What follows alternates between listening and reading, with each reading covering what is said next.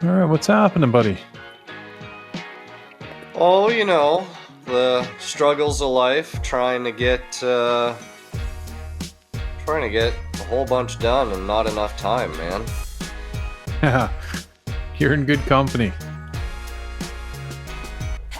It's yeah, challenging. Let me open this one door here. I see my Wi-Fi is low. Oh,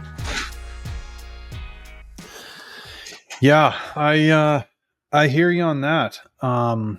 Usually when you got something coming up, well, typically it's just you have that one thing, and that one thing pops up. I don't know, maybe for most people on average once a month. But when you got like short weeks, back to back to back to back to back, which I'm actually living through right now, you're like, I don't even know whether I'm coming or going. Like, what the fuck am I doing here? You know? Yeah, no, it same, right? Like the travels, and it just seems like every weekend there's something. And last weekend was a long weekend, for us, not just because it was the 4th, but because we actually traveled.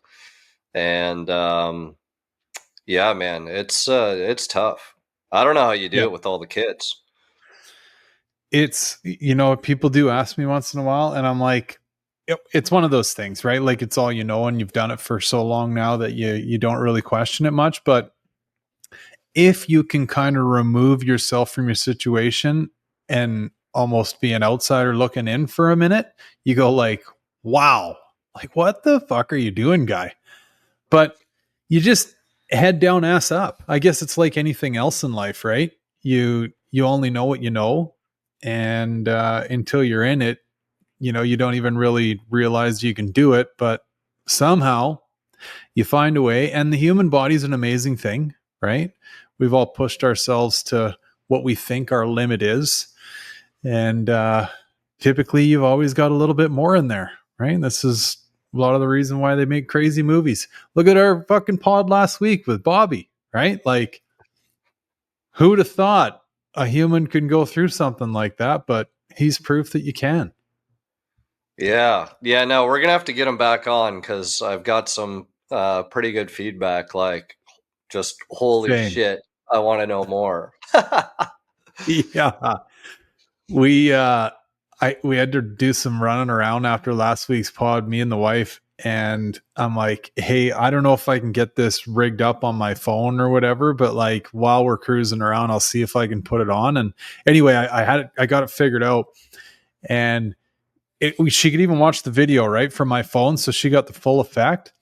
And the whole time I'm looking over at her, right? She's riding shotgun, and she looked the same way that I felt I looked for half an hour, just chin on chest, eyes as big as saucers.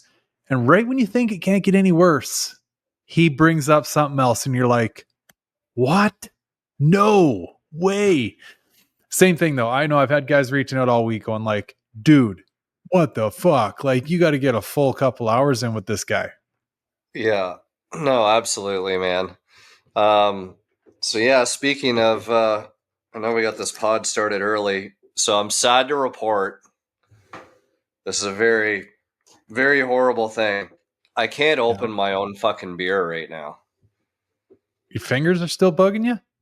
Dude, the amount of tingleness that I have now, um, like I can't get under the little thing. There's no way. And like my fingernails are so fragile, probably from lack of vitamins and, obviously poison killing everything off for 6 months. Yeah. Um, And, we were in Florida last weekend for the 4th and got surprised by the old war admiral and family. They came Mm, down to the Velos as well. And, right. we were trying to figure it out because Laura was Lewis's wife, was like, book your flights, don't ask questions, blah, blah, blah. And alluded to, um, like that her house was full for that weekend. And I'm like, okay, so she's got some people coming. So at Something's up. first, yeah, that's why I was like trying to feel you out if like Spokane was really a thing or not. because I'm like, is that Right. motherfucker gonna show up? That'd be cool. And then we thought some other friends from Canada, but like Tom and Aaron were on the short list, and Sam. So it was cool that we were sort of, and I left it. I didn't try and dig into it. It ate at Brittany for like 2 weeks straight. She's like, you need to find out. I'm like, just let a surprise be a surprise. So, Yeah. um, we get some beers, or they get me some beers, and they get me my favorite Miller Lights, the pint cans with the twisty cap. Yeah. And bro, I can't even, like, the grip that I have, like the strength in my hands, I can't even fucking grip the tops of the cans off now. You got to get one of the boys to open your beer for you. Yes, Jesus. so Tom was opening my beer. Well, okay. I mean, letting you know the behind the scenes on this will probably make more sense if I explain to the listeners too, like what was going on. So, yeah, Chris has obviously been going through some shit here with his health and going through the chemo treatments, whatever. And then there's some planning surrounding like a little, okay, he's all done now. Let's get everybody together and have a little surprise. So anyway, I get reached out to from Lewis, but it's Laura reaching out through Lewis. And she hits me up on WhatsApp and says, hey, we're doing this thing in July. I'm like, not July. Fuck. Like my July was screwed before it even was July. Right. And she's like, oh, really? Like you can't make it? I'm like, fuck. I'm like, I got back-to-back ball weekends with the kids, of which they've been planned since before ball even started. And then I got this goddamn ringette thing in Europe with my daughter.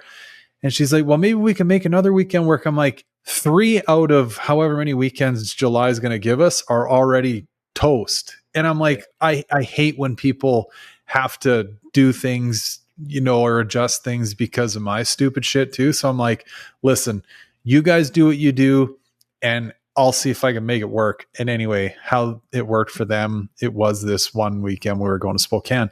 And I remember talking to you after the pod last week, and I could almost tell you were giving me a little bit of a side eye. Like, are you fucking cooking something up here? I'm like, shit, this would have been a beauty alibi because I'm talking about going to the States and everything else.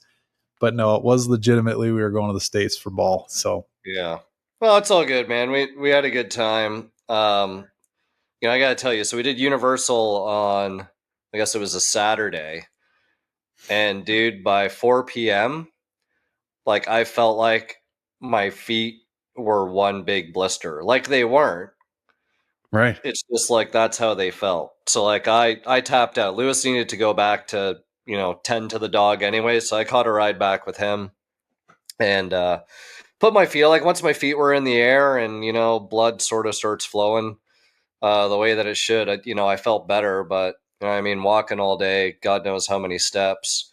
So I don't know, like the weirdest thing is that I felt like things were actually getting better, and then like almost like my pinky was good, the ring finger was good, the middle finger more so, and then the index and the thumb are the two worst, which sucks because like that's your nut and bolt finger, right? Yeah. Like when you're working on shit.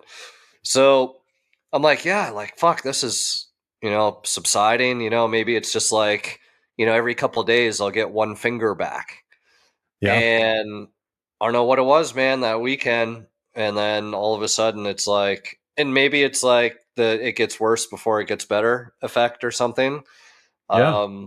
But yeah, man, it's annoying as fuck. Like honestly, typing on a keyboard, even like doing shit on my phone, like you just try not to think about it. But I'm like, if this is like a long-term thing, Right. let me tell you, like this, and like it shouldn't be, it should subside in all reality. But like, there's people that I know that, it hasn't gone away.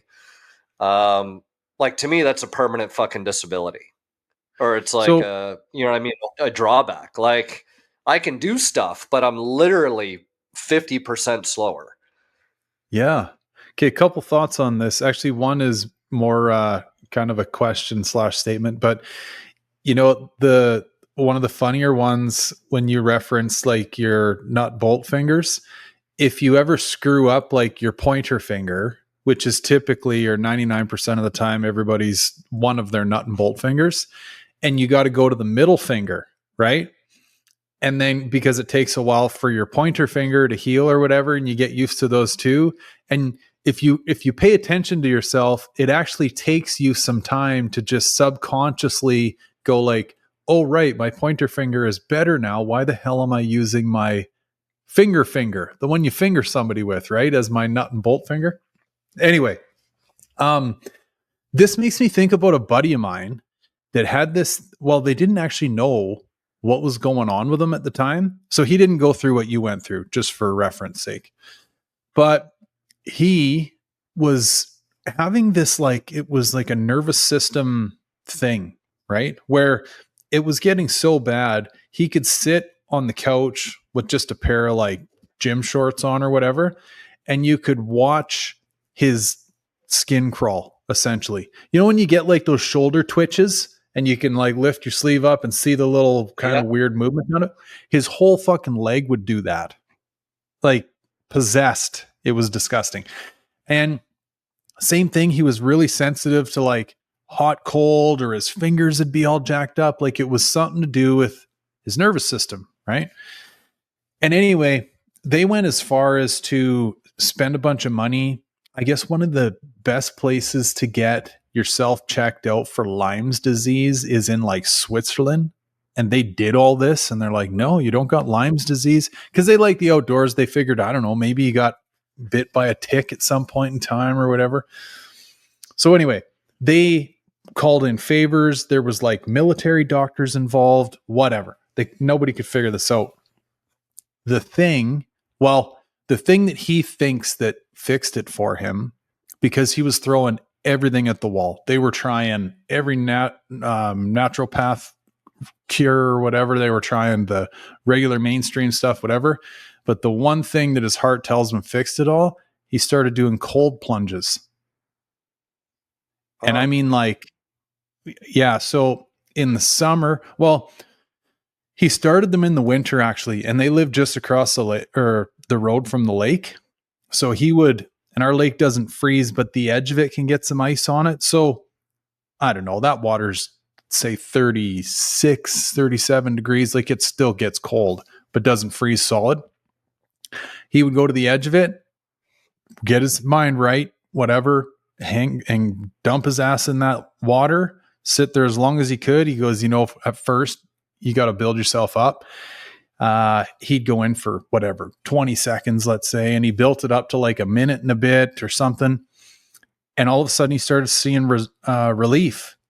And so it's now become a regular practice of his. Before all these companies started making these cold plunge tubs and stuff, he just bought an old ice chest freezer and put it outside the house. He'd break the ice off, because it wouldn't freeze solid or whatever overnight.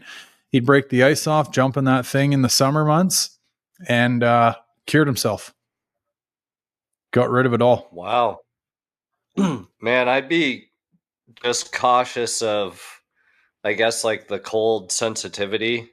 Like I feel, or maybe like that's what you need. Like I need the shock of the whole situation to go through it. But I got a follow-up appointment tomorrow. I'll bring it up. I'll see what they say. It's reality. Not even been a month here since it's hell. Has it even been 3 weeks? 3 weeks tomorrow, probably. Since the end of my last treatment. So, and they say like it could take 3-4 months. I'm always optimistic that my body does shit faster than the average person's does. So aside from that nonsense, things is going all right. And in fact, like I know my body is healing quite well, because man, did I get a cut last Thursday. And here's a nice Foxbody story of my way of doing stuff. That's not the textbook way of doing it. And it's sort of like when you go against your own, I guess, mantra and are like, I'll do the right thing, and it comes back and burns you. Right. So Keith from K Designs, like, listen, he calls me up. He's like, my buddy just got this, low mileage, like 93 GT. It's super clean. But he's like, he just wants a set of 373s installed, and driver's side door lock actuator is giving him trouble. So I'm like, whatever, it's Keith, right? Like, it's one of the, The boys. business to business type stuff, and friendly hookup dude. So of course, I want to help the guy out. So as I drop the car off, and this is after, like, I don't like doing gears. I like to do them when, I'm not dependent on something, because, like, even the last set I did, the damn bolt for the carrier pin was broke off inside. So you got to do, like, the Right. whole drill out thing to get the pin out and blah, blah, blah. And so anyways, he has the whole kit, like with the shims, all the new bearings, everything. Yeah. Now, me personally, and you roast anybody listening can roast me all you want. I always take the bearing that's on the pinion, the one that you take out. I take it off in the shims and I put that on the new pinion. I do not measure. I do not do anything. I reuse. Unless that bearing is fucking like a disaster or blown apart, that is perfect spec. Right. So I transfer. So normally I would transfer it over. Well, we got a kit with all brand new stuff. So what do? I'm like, okay, I'll measure. I'll put this new bearing on. Blah blah blah. Put it in, and actually, I guess I should rewind. So take the diff cover off, get the pin out. Everything is good. Take the caps off, and one of the main shims is cracked in 3 places. Ooh. Dude, I couldn't get the carrier out. Like, I literally had to get the handle off of the jack and get it up, like, in there, and literally pry the thing out with, and like a Really? normal pry bar wouldn't do it. Like, this thing was like fused in there. So And the car came in under its own power, like it was rolling. no noises. Everything was fine. Like, this is a, like, red on opal, like, super super clean, like, example of a GT. So I'm like, that's kind of odd. You know what I mean? Because it's all factory in there. Because they don't really use shims. They just have, like, their shims, but it's just like one on each side type deal, and that's the preload, and that's how factory was for factory use, and you're good. So I get the pinion in with the new bearing, go to get the carrier, do all the ring gear, try and get the carrier in, and no matter what I would do, when I'd go to torque the caps down, it would bind everything. And I'm like messing around with the shims, like going right, going left, trying to, you know what I mean, and seeing the pattern and seeing if there's something odd. And well, the shims that come in the kit, because obviously now I got to build out some shims because the one was cracked. Some of those things are so small, and like, I got rubber gloves on, like nitrile gloves, nothing crazy, but like, I forget what it was. I think I was literally going to grab, and a couple of the thin shims, you know what I mean, kind of slid out or whatever it was, and the weight came back, and the one thin one, like, hit me right here, and dude, it fucking sliced through my glove and down to the point, like, if I did that, it was like a little spew of squirting. So of course I go like this with my thumb, and like, I'm so aggravated at this point, right? Because it's like something that should take like 3-4 hours max. You know what I mean? And I'm already at like hour 6 on this thing. Yeah. And now I'm thinking, okay, the car's gonna be stuck on the lift. Car can't even be put back together so it can roll around. Like, no carrier means no axles staying in place. You know what I mean? So I'm just like, fuck it. I'm like, long weekends here, I'm done. You know what I mean? So I bandage myself up, get home where my new skin is, and get my new skin. And I'm like, legitimately, I probably should have got stitches, but I'm like, well, I'll try the new skin. If I got to go somewhere in Florida or something, I will. Or they'll probably just use like hospital grade new skin, like they did on my sutures from my procedure. So, anyways, the new skin worked. Everything was tickety boo, and get back in on Monday, and I'm like, fuck this. I pull the bearing off the pinion, take the bearing off the factory one that came out, swapped it over, stuffed it in, and literally dude, I mean, within 30 minutes, everything was back together and perfect. Really? Perfect pattern, perfect everything. Test drive, not a single noise, nothing. Really? So, upon closer inspection, it looked like the way the bearing was designed, because it comes with the bearing and then it has the race that's like in the housing of the Yep. differential. I feel like either the angle was different or the design of the bearing was different, and that it was getting pressure put on it to the point where it was binding it up. Right. And I wasn't going to get into swapping out the race and doing all that friggin' nonsense. Not in a low mile car like this one, especially. Yeah. So, anyways, that's my story. So I almost lost my thumb. It's pretty much healed up now. Like, new skin is fantastic. If you guys do not have it in your toolbox, make sure you do. Yeah. Or at the And very least, good crazy glue. and yeah, if you're doing gears, you know what I mean, it's never failed me. Right.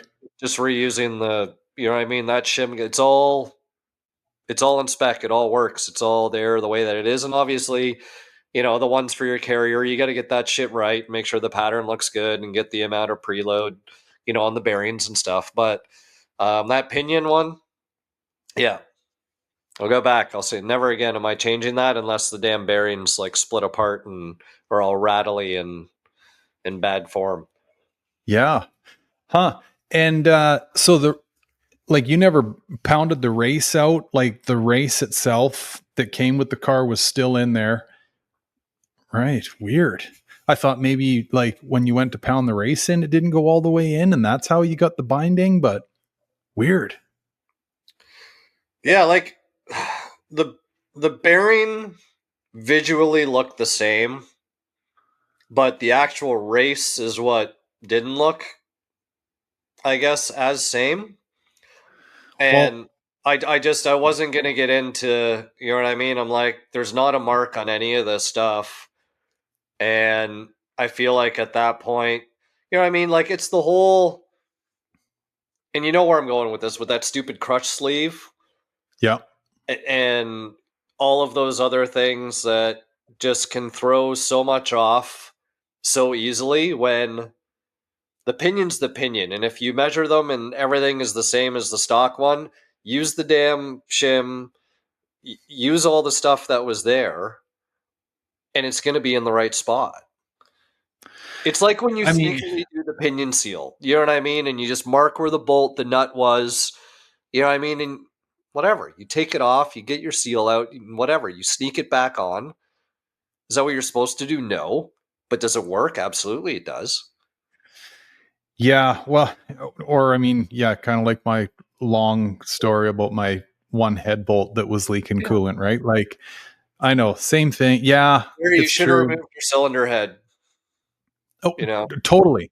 And I think I even said in that conversation, or at least we brought it up, that like, you know, if there's one thing that everybody knows from all the oldest of old boys that tell you any stories about this stuff, it's like, whatever you do, follow the torque sequence and do not fuck with that. Right. Like, this is like sacrilegious.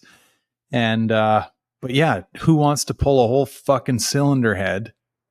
And the worst part about it is, who knows? Maybe you pulling that fucking causes a whole nother leak, or it leaks worse, or you get a whole nother leak somewhere else. Like, yeah, it's, I don't know. I guess it's sort of bad advice, kind of good advice. Yeah, it's a tricky one. And I mean, are you trying to tell me that the guy on the assembly line, no offense if you're listening out there, but I think you'll know what I'm trying to say here. I do not think that they have a PhD in gears. You know what I mean? Like, Yeah. this dude, he's just like any other dude. You know what I mean? Wham, bam, thank you, ma'am, send it. Where's the next one? Right? Now, Do they all go down the road and not howl? 99.999% of the time, yes. But yeah, gears, it's really weird with gears because there is some serious science to it all, right? And there's tight tolerances, like anything with cars.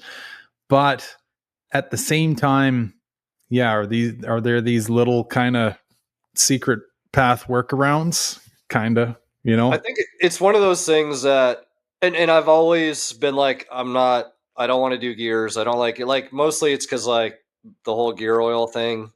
I hate the smell. Transmissions too, Yeah. right? It's just Sure, like, it'd be fun if you had all the time in the world to maybe take one apart and figure it out, but it's like, no, leave it to the pros, yeah. So, you know what I mean? But in this, I guess, circumstances, and like really having gone through and done enough now without advertising that I do them, like, it's one of those things, it's almost like there's more fear there than what needs to be. I'd say, like, my biggest recommendation is always buy Ford gears, right? Right. Like, you know, don't go get Richmond's or whatever else to save a couple bucks, because there could be different tooling, designs, tolerances, whatever that could maybe make your life a little bit more difficult. You know, I've heard lots of things about Richmond making noise, and maybe that's because just that. Maybe it's the installation. People do stuff the way that I like to do it, for instance, and that doesn't translate well when you use another product other than Ford. So, you know, it's Yeah. not, it really isn't rocket science. Like, I feel like the average guy, like, there's way worse things. Like, I'd probably rather do gears and do a heater core and evaporator core replacement or something like that. Right. There's probably a lot of guys that rather do gears and touch wiring. Um, but yeah, it's I don't know. It's just one of those things. It's like, actually, the Speedo gear, for once you put gears in, they send you the one that goes inside the transmission so that it meshes with the gear on the cable properly. Like, who's going to take the tail shaft off just to replace that? No one does. Yeah. They just put the one on the cable and send it until the teeth wear off, and then put another one on for $20. Yeah. That and 9 out of 10 Foxbody Speedos bounce anyways. So you're guessing, with 8 or 10 miles an hour as is.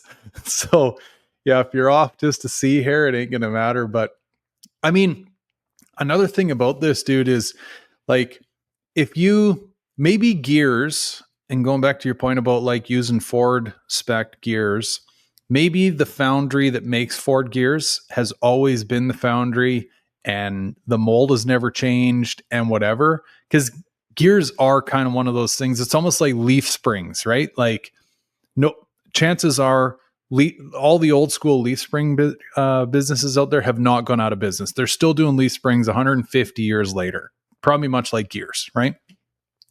But then all these other things that go into the process, i.e., bearings. Remember when I was putting that Kenny Bell back together and I'm like, I sent you that video of fucking one bearing spinning freely and the other one just binding up? Yep. Both identical bearings, right? And not cheap bearings. These are Koyos, made in Japan. I know that's kind of close to China, but like still, a very reputable outfit. And they're high speed, they're high temp, they're all the things that, Kenny Bell and their secretive wisdom wants you to use, right? For whatever reason, like we got out a couple different mics to measure the bearing. And sure enough, like this thing was like 1.5 different than the one that came out of it. And it was a pain in the ass too. This was like one of those hot cold operations to get this thing into the aluminum housing. It was a fuck around just to get the bearing in or get the bearing out to measure it. But as soon as that bearing went into that housing, that 1.5 made all the difference and it bound. So going back to the gear story though, right? Like you throw that new bearing in there and the bearing, chances are, has changed manufacturers over the years, right? And maybe that thing's just a thou thicker, right? Or whatever. Fucking thickness of a human hair. And it don't take much, just really send these things into binding territory. No, it's true, man. So I don't know. I guess, on the flip side of it, like with today's labor and even just a shop that's willing to do it, like I'd be really curious. I mean, because it's not the couple. Like I think I got receipts from Detch of like gear install and whatever for like $500, like Yep. Canadian pesos too. Like including the gear set. Like you're not even like you're more than 500 in labor alone, like Totally. guaranteed. You know what I mean? Like hell, even the fluid. You know what I mean? Like 2 bottles of Royal Purple. You know what I mean? Like you're 60 Modifier. bucks right there. Well, the Yeah. nice thing about Royal Purple, the modifier is in it. Oh, is it? Yeah, so I always feel like that's a little bit of a win. So if you go with the Royal Purple and it's like you don't need to deal with the extra stinky That's and right. you don't have to fork out the money for buying a bottle of something else. So um yeah, that's kind of one shortcut because yeah, Royal Purple doesn't smell the same way, Right. which is Huh. nice. The other thing I wanted to say that I thought was funny is like you slicing yourself on that shim. Not funny, but funny. Whatever. Laughing with you is how many times do you get one of these silly like cuts or whatever when you're like, how did this just happen? You know what I mean? It's as if like there's been a tear in the matrix somehow. Because for all the times, especially working on cars, that you like drive your elbow into something or you fucking hand slips, fist to whatever, and you're like, you don't even want to look, right? You're like, this is going to be bad. And you're like, huh, nothing, right? Hurts like hell, but like nothing. And then that just the way that your hand caught that shim, right? In perfect format, the fucking thing's like surgical sharp, nukes you. You're like, what the Christ? Come Didn't on, even dude. hurt. And that's the crazy thing, right? Because it's just so it's Lame. like something happened, and then you look, and then you're like, okay, that's not good. 'Cause, you know what I mean? Like cuts generally they don't hurt unless they start stinging or once you put the alcohol in the cut or whatever. Yeah. Um, but yeah, no, it's never fun, man. And like yeah, especially now, like everything fucking hurts. Like I'm so sensitive, like a little fucking Nancy. Um, it's like I just do the. Oh, and I gotta say one thing: Carter's Customs splitters Yeah. like are a liability. And I remember learning this on the ship box, but I didn't like ever store it in the old memory bank. So I'm sure you remember, like his stuff is like a composite, but has that super thin layer of metal on the Shim top and like the bottom. layer. Yeah.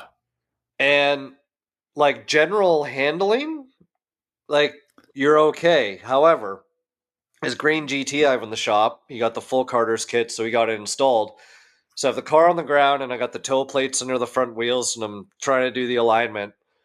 So I like slide whatever, my arm underneath there and like the splitter pushes my hat off and then my head just grazes the bottom and like just removes like a layer of skin without even thinking about it. So like I end up with the scab on my head and then I end up with actually a really good one on my arm here, wherever the hell it is.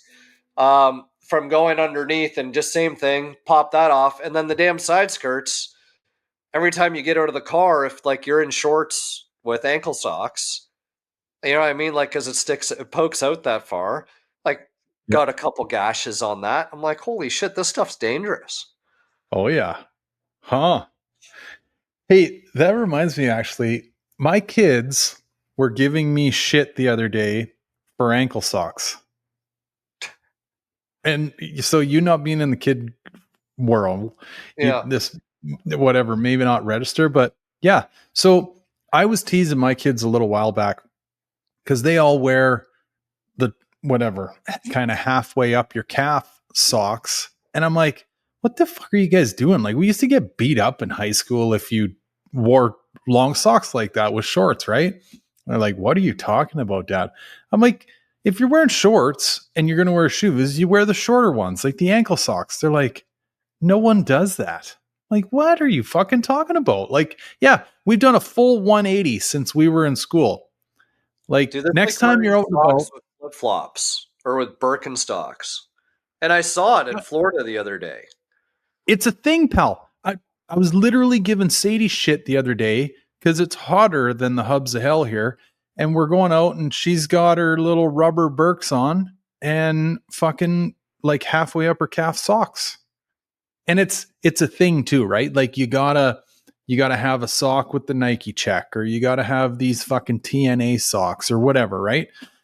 And yeah, it's a status symbol. And I'm like, it was all about not seeing your socks because you look like a fucking yutz if you had your socks halfway up your calf. Does TNA stand for tits and ass? That's how I know it to stand for. But all these gals wear it, I don't. Maybe it's like an underlying joke that nobody's in on, but us. Maybe. Like, yeah. Every time I see my kids with TNA on, because I got daughters, I'm like, what the fuck are you guys wearing here? Huh. Yeah. So yeah, man, times have changed. I don't know what the deal is. I guess we're not cool anymore. We kind of knew this was coming at some point, right? As we got older, but yeah, ankle socks are out. None of the kids are wearing them anymore. Huh. Well, whatever. Yeah, I'm like I'm even shorter than like I'm like below a like I'm in the like don't see my socks, but I got socks on right. territory. Yeah, low enough that you're not getting the blister on the back of your heel, Yeah, but not high enough to be hanging out of your shoe. exactly. Yeah. Yeah, I don't know, man. Like you say, they're doing it with their sandals on, not flip flops.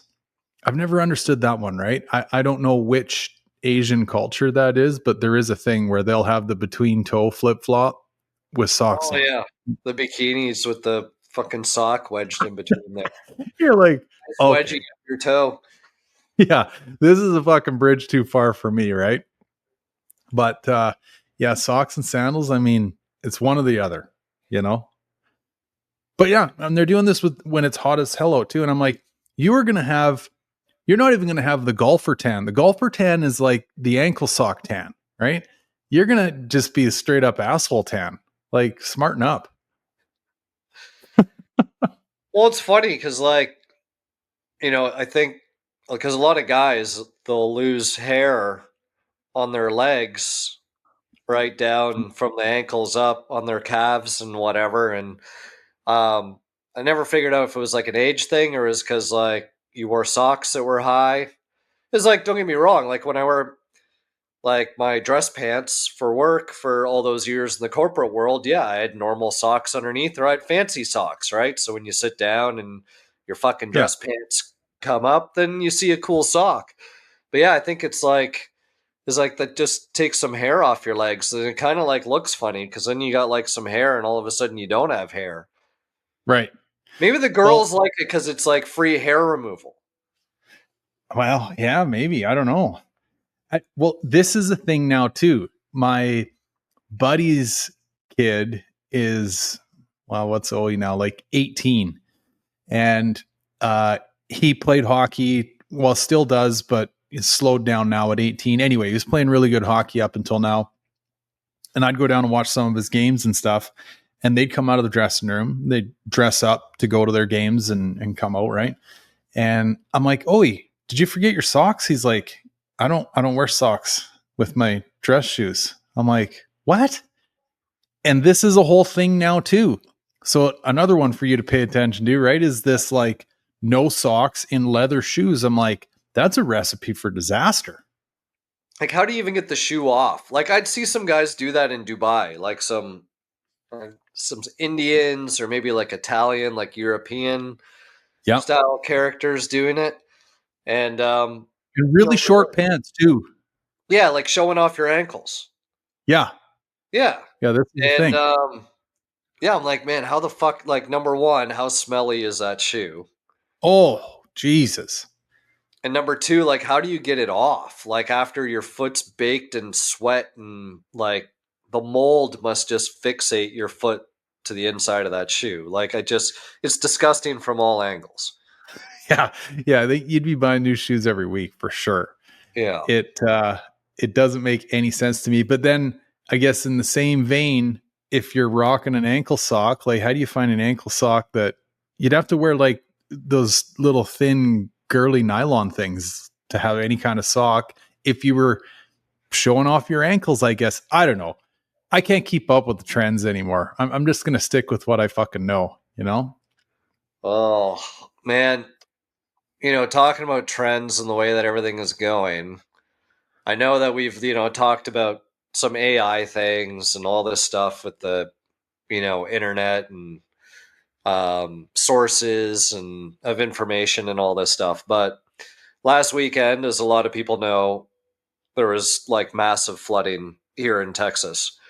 Mm-hmm. And like bad. Like we were in Florida, right? It was raining, I think the night before we left, and then the day we left, it didn't look that nice. And then all these warnings were coming through, and it's sort of like, okay, yeah, normal for Texas. And I think it was Saturday, Foxbody John, the neighbor, whose backyard backs onto the San Gabriel River. Now, Oh, yeah, right. the river where he's at is sort of more like a canal. You know what I mean? Like it's something you go tubing down, right? Like Yeah. when we did the tubing thing. So the bridge that goes over that canal's got to be 25 feet off the water, or if not more. Yeah. And John's backyard kind of does like this layer of sloping down, and they got the beehives and all this stuff. So first he messages and says, yeah, man, no, like we're getting hammered with water and rain and whatever. And he was obviously checking on Mr. Meow. So he's like, Mr. Meow's good. Everything's fine at your place. And then, because we're at Universal doing rides and stuff. So we're kind of like missing each other back and forth. But then he's like, we're trying to save the beehives. Ooh. And I'm like thinking in my head, I'm trying to visualize. I'm like, okay, if the water's up to the beehives, like that's pretty substantial. So then we're like, well, hey, if stuff continues to get worse, which you almost can't even visualize it in your head, it's like you can go to our house. You know what I mean? Like we're, not far away, but far enough away from, the river and Great. everything. So like an hour goes by and he sends a message and the water is literally up to the fence that's like in his little backyard fenced in area where the chicken coop and stuff is. And you can see the bridge for the road in the background. So it has like those kind of arches underneath it, right? The way that a bridge is kind of the stonework and stuff is done. Yeah. Dude, it was maybe 6 inches from the top of the arch. Holy shit. I'm like, he's like, dude, we think it's going to like make it to the house. So they actually came to ours for like an hour, like grabbed the dogs, grabbed everything, came over here, and then things started letting up. So it was like just at like that's they're thankful. So they kind of got lucky, but there's like an RV resort just down the road. Like literally every single RV that was in there destroyed, gone, fucked. Um, Really? Now, like today, driving because it was the first time I actually drove over that bridge. Like there's trees that are like they're all like pushed over from like the rushing of water going past. It's like all these trees are just all falling over and all like they look like they were all squashed by something, but it was from all this water and the flow of it um, Right. toppling them over. And then of course, like down more south, there's a camp. A bunch of kids died. I think the death toll is higher than Hurricane Andrew. Jeepers. Um, Pretty serious stuff. And of course, everyone says, "Oh, how convenient! This is in between two different areas that have been cloud seeding." So people start Oh, jumping on the cloud seeding, and you guys have been fucking with the weather, and this is what you've created.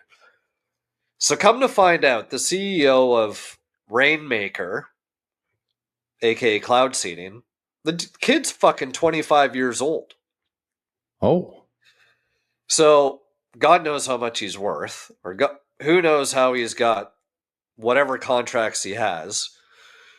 But so he goes on to start explaining how cloud seeding actually works and that that it's unrelated to what happened here, that this was the result of some other storms and whatever weather Of stuff course. came in this way.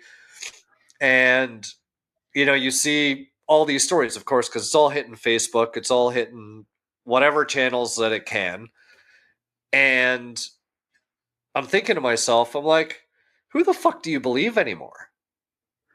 Well, that and yeah, like obviously this guy's gonna lean in the direction of hey, this wasn't us, but it reminds me of that Simpsons episode where Homer goes back in time and whatever you do, don't step on anything, don't fuck anything up because it'll change everything in the future, and steps on a bug, and next thing you know, it's raining donuts and all this shit.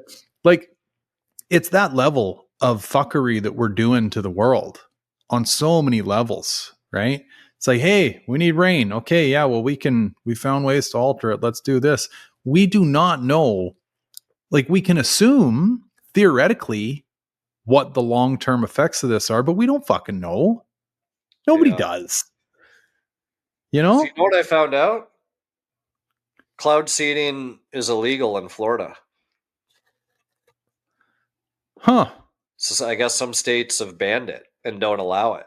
So I'm like, so I tell Brittany, I'm like, okay, more people died in this flood than Hurricane Andrew.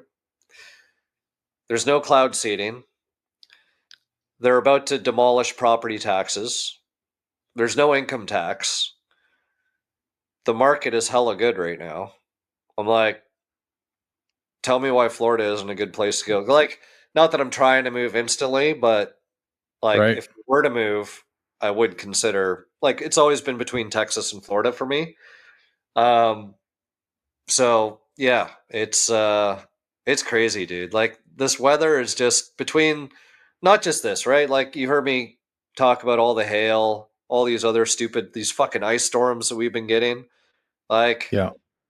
there's no way that like it's just random or that some shit that we're doing isn't the cause of this in some way, Yeah. shape, or form. You know what I mean? Like it's just too convenient that all this stuff is just randomly happening, you know. Well, I think a safe way of saying it is it's just as crazy to think that it is causing it as if it isn't. You know what I mean? Like, look, guys, we have to be having some sort of effect on it, right? Maybe it's minor, maybe it's not, whatever. But see, okay, when you say that, cloud seeding is illegal in Florida, like, well, what the hell's next to that? Louisiana, right? Is it illegal there? Alabama, you mean?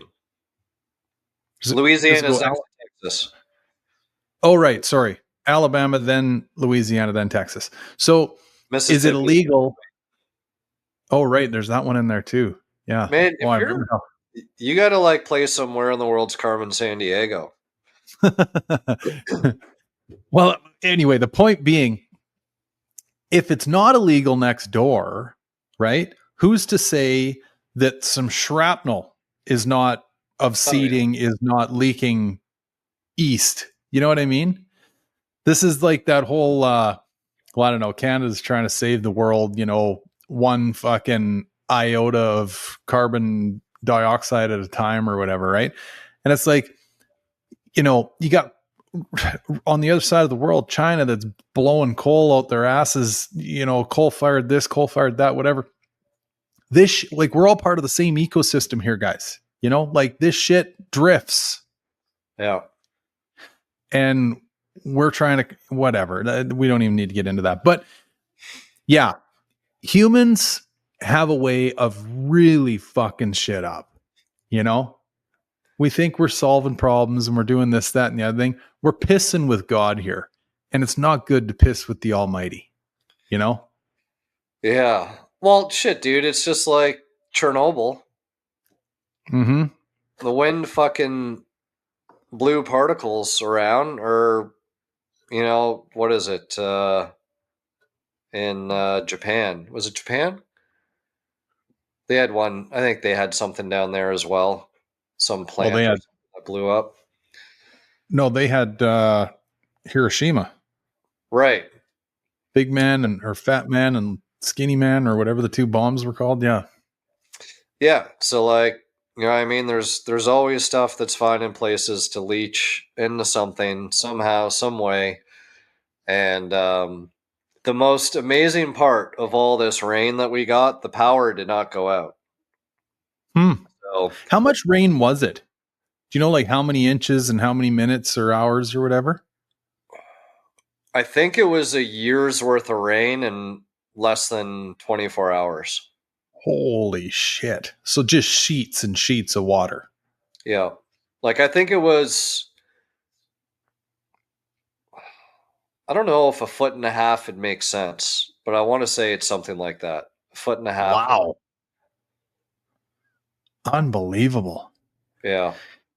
Yeah, that's scary stuff. Like water is one of those things. Well, it's like any of Mother Nature's things, right? Like heavy wind, heavy water, heavy snow, like any of these things in heavy amounts will really mess shit up. Um, and typically with water, like, you know, for any of those that live in like California, Arizona, whatever, if you've even had the, uh, been fortunate enough to drive through there, you know, like I'll never forget the first time roaring through there and you see the signs. You're in the middle of the desert and signs, no stopping, flash flood area. You're like, dude, cactuses can't even grow here. What are you talking about? Right? Like, where's all the water? But it's one of those things like when the sky's open and they let her rip, like that shit comes fast. Dude, Dubai, right? And Dubai or the desert, like those places you were mentioning, they don't have the drainage. Like the Mm-hmm. infrastructure is not there to take the water. So when it rains, it pours, like literally. And Dubai has seen it a couple times now, like the amount of flash flooding, and they cloud seed like motherfuckers over there, which I think I stated before, right? When I first moved there, it rained maybe once or twice a year. And by the time I left, it would rain for like a little bit for 2 weeks straight, Yeah. you know? So they're definitely able to do it. And you know what I mean, like, what's the, I don't know, is the benefit worth what the outcome is? I have no idea. But, you know, over there, it's 80% of the water is wasted because it's so hot. So when they, for irrigation and shit, for golf courses and keeping the gardens and everything green, 80% of it's not being Evaporate. used because it's evaporating by the time there's any benefit to it. So, Right. yeah, it's crazy. Wild, man. Wild. Um, hey, so do you have any more of the story on this poor red coupe that got kind of its rear end folded underneath itself there in Ontario? So, not a shit ton. So, I found somebody who has an apartment and posted on Reddit. So, they essentially said that that truck plowed into stopped vehicles. Okay. And the videos, most of the ones in the pictures show the passenger side of the coupe and it looks like the truck's behind it. What people don't realize is that there's like a Honda Civic or some shit that's literally on its side, wedged between the driver's side door of the Fox and the concrete median, Oh, the other lane. So what I think happened is that it was that black car, Civic, whatever it is, then the Mustang. And I think that that truck hit that fucking black car so hard right. that it literally, so that's what did all the damage to the Mustang and why it sort of kind of tweaked the bumper out towards the right. It's because the Civic probably went to do one of those I'm going to go off to the shoulder maneuvers, seeing that this Right. asshole wasn't stopping, because that's what anybody would do. If you see somebody coming in your rear view, you're like, Yeah. fuck this, I'm going to hit the shoulder.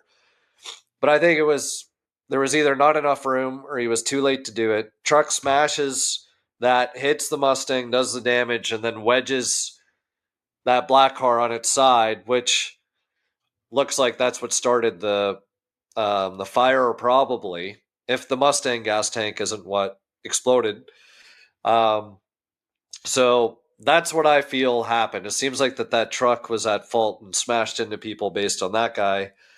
And there is another video that shows somebody like grabbing shit out of the passenger side of the Foxbody, like out of the door and stuff. And so I feel like whoever's in the Foxbody was okay. Someone did die.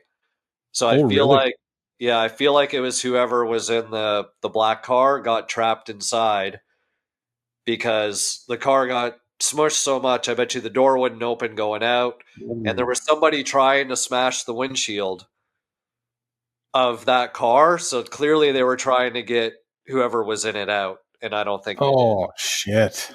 Yeah. That's not good. So I was kind of, I don't know what the word is, like in situations like this, like I don't have a bleeding heart because someone died in that accident. And I'm like, well, unfortunately, it's probably not the individual who was distracted and caused the accident. Yeah, true. Because, like, clearly whoever's driving that truck was a distracted driver. And, like, however, whether they were distracted, but chances are, and I even said it, and somebody else actually said it before I did in the comments of the guy who, like, witnessed it. They're like, Ontario needs to stop handing out fucking driver's licenses to all the immigrants that are coming into the country without proper testing. And that could not be 100% more accurate. Like 80% of the people driving in Toronto probably, like, if they had to go do a driver's test, I guarantee you they'd fail. Yeah. Yeah, it's yeah, we've whatever kind of beat that one up a few times, right? I mean, it's just logical sense, like common sense related stuff, right? I mean, you when you come from somewhere else that has like hell even I'm trying to think if there's anything really drastic that I could think of as differences between like say just Canada to the US. Probably not. Speed, like the method of measurement for speed is about the biggest one, but everything else seems to translate fairly normally. But like hell, even well, last weekend when we were down in Spokane, Spokane's a fairly old city and there's some really funky intersections. Like even for someone like myself that I consider myself a fairly decent driver, I'm like, what the hell is going on in this intersection, right? It's like you just you know that intersection was an amalgamation of 100 years worth of like growth and tweaks and this and that and you're like holy fuck we're stopping like put it this way you'd have 4 lanes but 2 and 2 with a concrete meridian in between them, just a short little like curb type one, and then lights at a 4-way. But then the guys on the right would have a different green than us in the left, and it was because we were about to go into a whole nother section of road that like merges those 2 lanes together. So you go from separated to integrated, Yeah. and it's like, holy fuck, whose go is it? And I mean, God forbid you weren't paying attention and you were just basing your like opportunity to go off your peripheral of the guy to your right, you'd fucking sideswipe them. You know what I mean? So, point being, like, there's all these differences. And then when you throw like, different continent differences in the mix, like it's just again it's logical in my mind that like there are going to be differences here, right, that need to be understood at a really deep level because bad shit happens if you Dude, some don't of these know. people come from countries that don't even have traffic signals. Yeah, or they Like don't it's obey them. literally, you literally just pull up to an intersection and it's just whatever. Like you get offensive enough or you find the opening or the opportunity and you go for it. Yeah, And then, you come to a place that's structured and you can't expect those driving habits to, and I'm not saying that this is what caused the right. accident. I'm just saying, generally speaking, Ontario, Toronto, like the 401, I think is actually worse than California highways at this point in terms of this was on the Gardner, which is just off the 401, takes you like kind of right to downtown Toronto.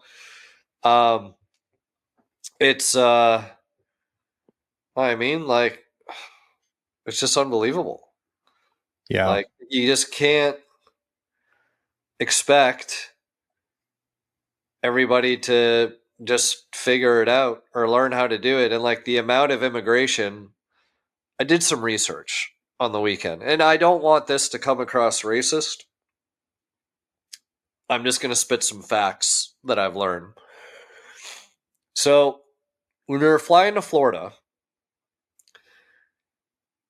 we were at the little terminal, and I noticed that there was actually, and I've noticed this, I've noticed a large rise in Indian population in Austin over a certain number of years. Much like a lot of us have noticed it back in Ontario. I don't know what it's like. I think you guys have a lot of, you get Asian, more Chinese and whatnot on the West Coast, but I'm speaking from Indian specifically because this is what I know and this is what I've researched. So,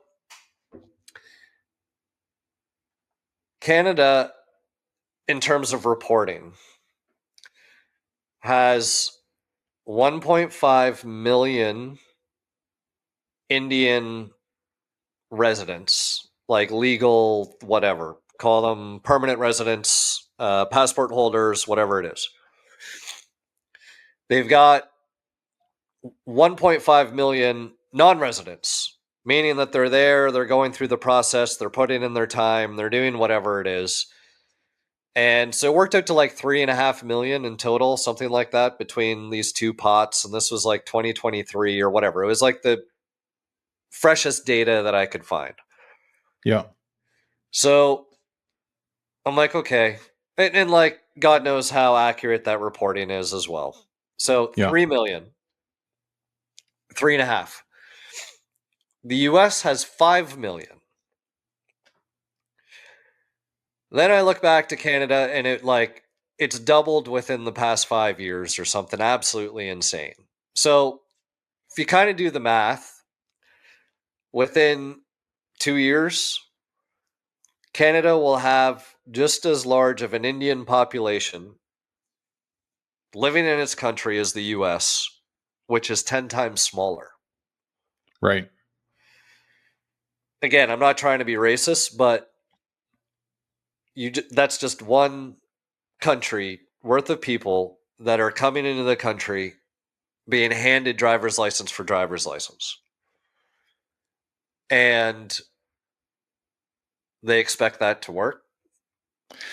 So going back to my point of seeing these Indians in Austin, so I have now found out that the new gateway for Indians that want to come to the US is actually to go to Canada first. Because every time I come to import a car here and I'm in the VIN validation thing, there's always at least 2 to 3 cars with Ontario plates, and guess what the nationality is? Oh. And we've met some fellow Indians, and I'm not nothing against them.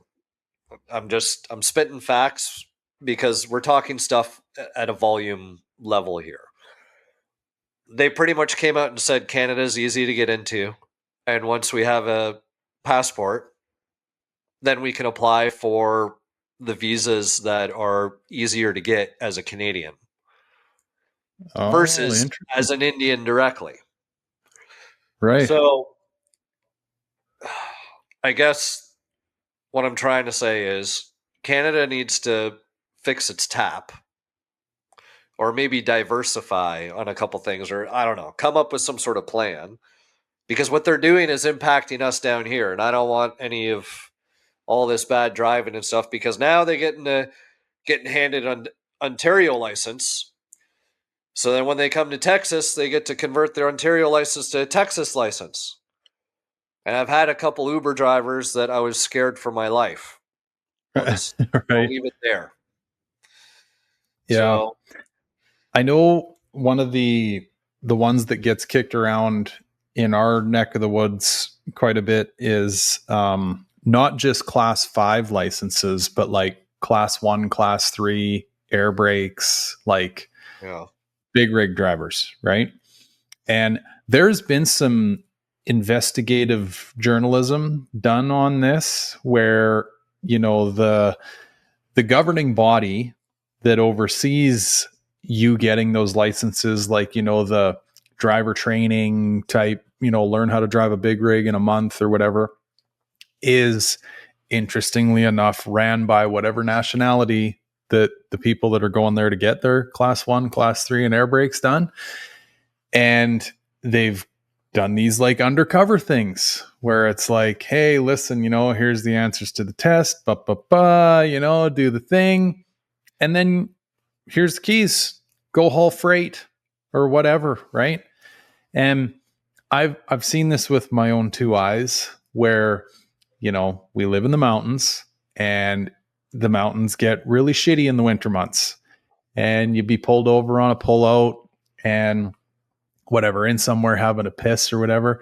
And you got people running around in like slides, leather slides, right? You know, the kind I'm talking. And it's like, what the fuck? Like, how? I mean, I wouldn't even imagine, and I've grown up and lived here my whole life. I would not imagine having bare feet in these fucking icy, cold parking lots. But they're running around doing their thing in those pullouts, in their slides. You know, you're like, wowzers. And now, whatever. The fashion faux pas is one thing. But wherever those folks came from, I'm pretty sure the conditions they're now currently driving in, they have not experienced before. You know? Well, here's one thing that on the flip side is that I've noticed here a lot of the truckers that I've used to transport are Russian. Oh yeah, I remember you telling me that. And although they don't speak a fucking lick of English, which poses the question, how did you answer any test, or did they have it written in Russian for you? And Yep.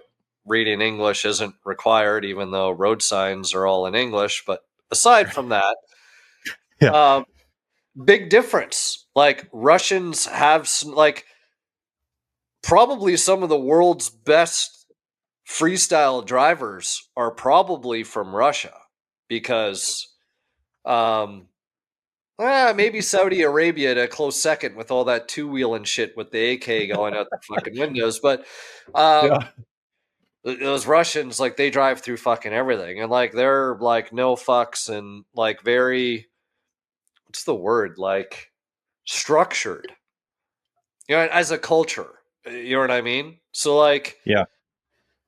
big difference in terms of a Russian that is used to a country ran the way that it is with rules and regulations and whatever and all of the weather and all of this and all of that versus a country that hasn't seen the climate, doesn't know Yeah.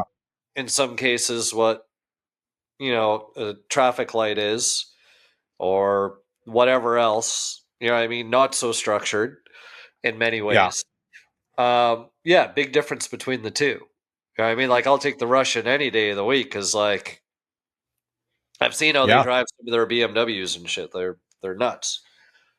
Well, and okay, I mean, to be fair and to straw man this argument, like it's not as if even us Canadians that grow up with at the very least 6 months worth of winter, it's not as if you had to like say take two driver's tests, i.e., one in the winter, one in the summer, just in order to be approved to drive in Canada.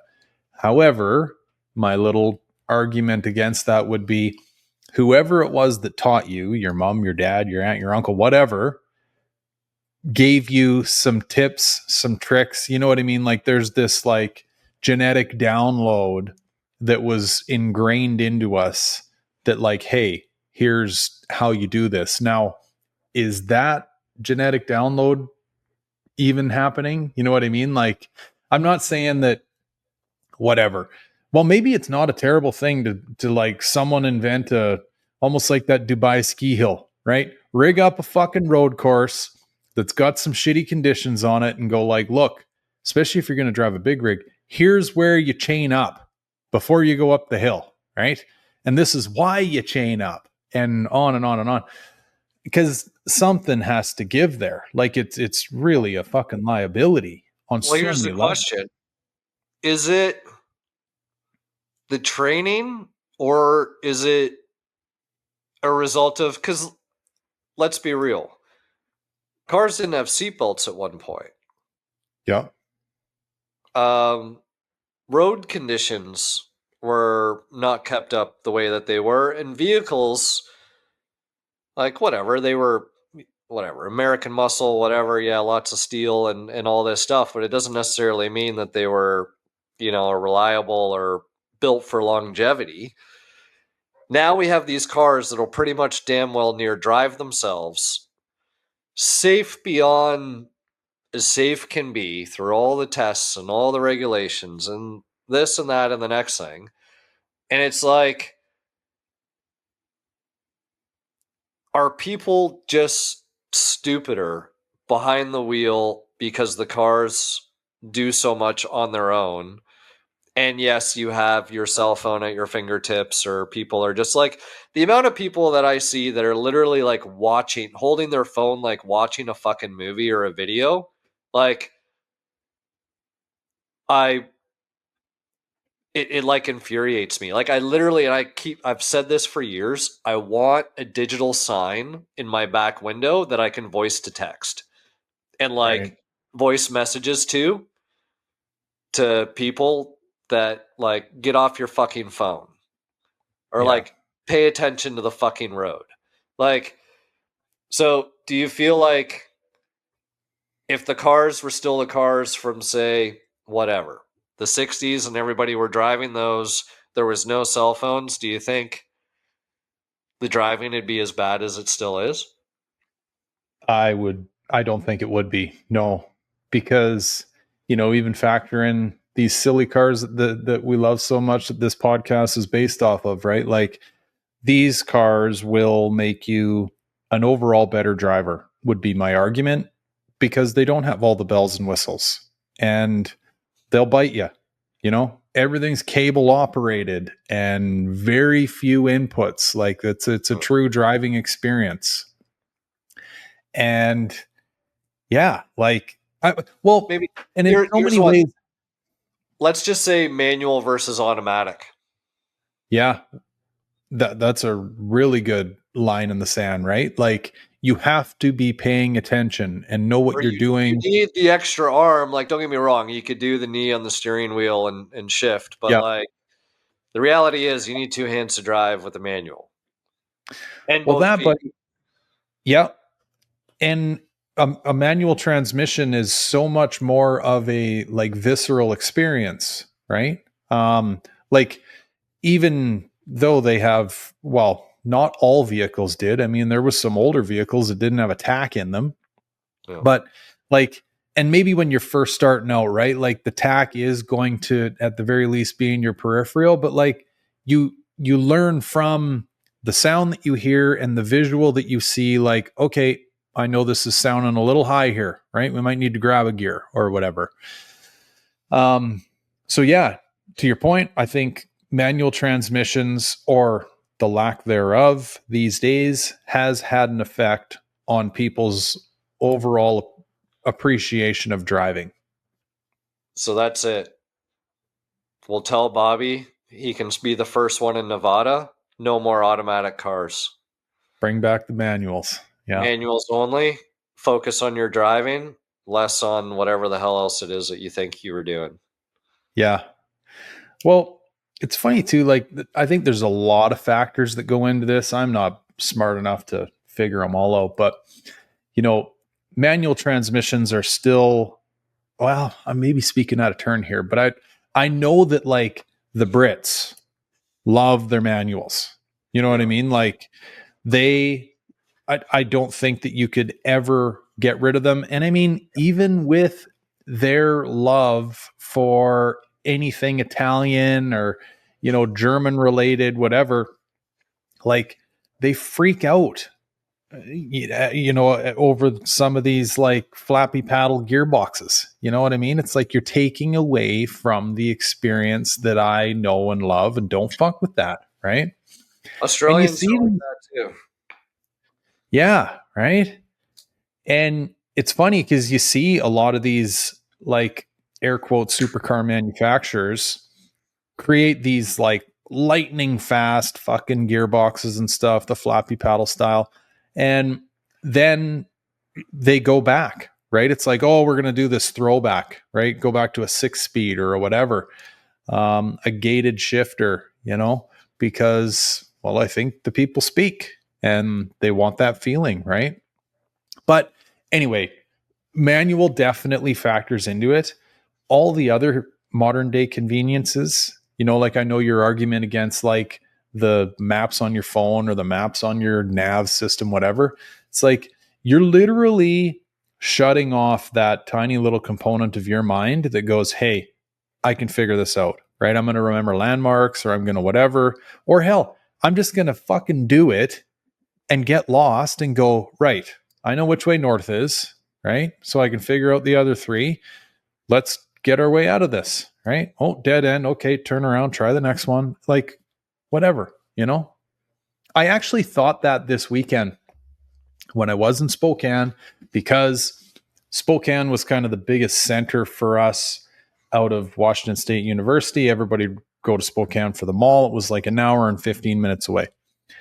And I was like, shit, like when I went to school down here, all I had was a flip phone, right? And it was a pretty high tech flip phone, but, the iPhone wasn't out yet. Shit like that. So, and even when, I don't know if the first iPhone even had maps on it. You know what I mean? So I was like, Sure. yeah. So I was like, fuck, we were at best in the MapQuest days, at the time. And I got around that city no problem. But then my kid needs to be at a ball diamond at 7:30 in the morning. I'm like, fuck, where's the address? I got to put this thing on my phone, right? Fuck, I don't know where I'm going. I'm like, how the hell did I do this before?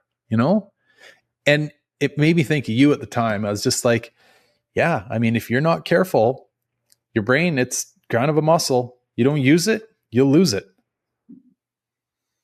Oh, for sure, man. Yeah, I think all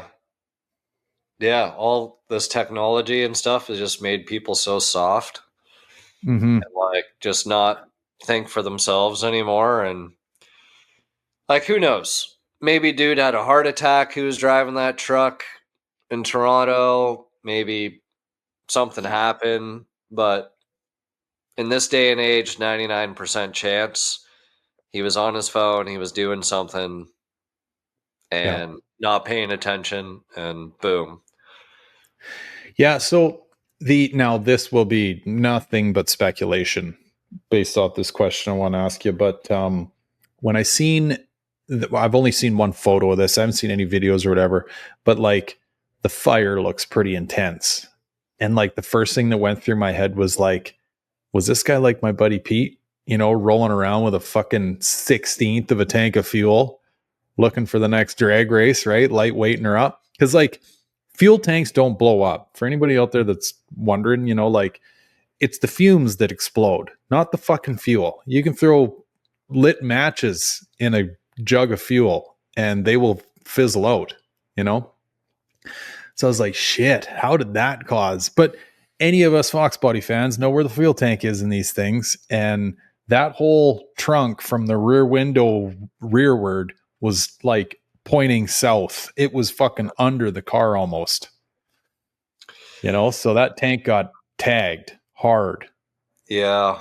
Well, they said that there was multiple explosions Ooh.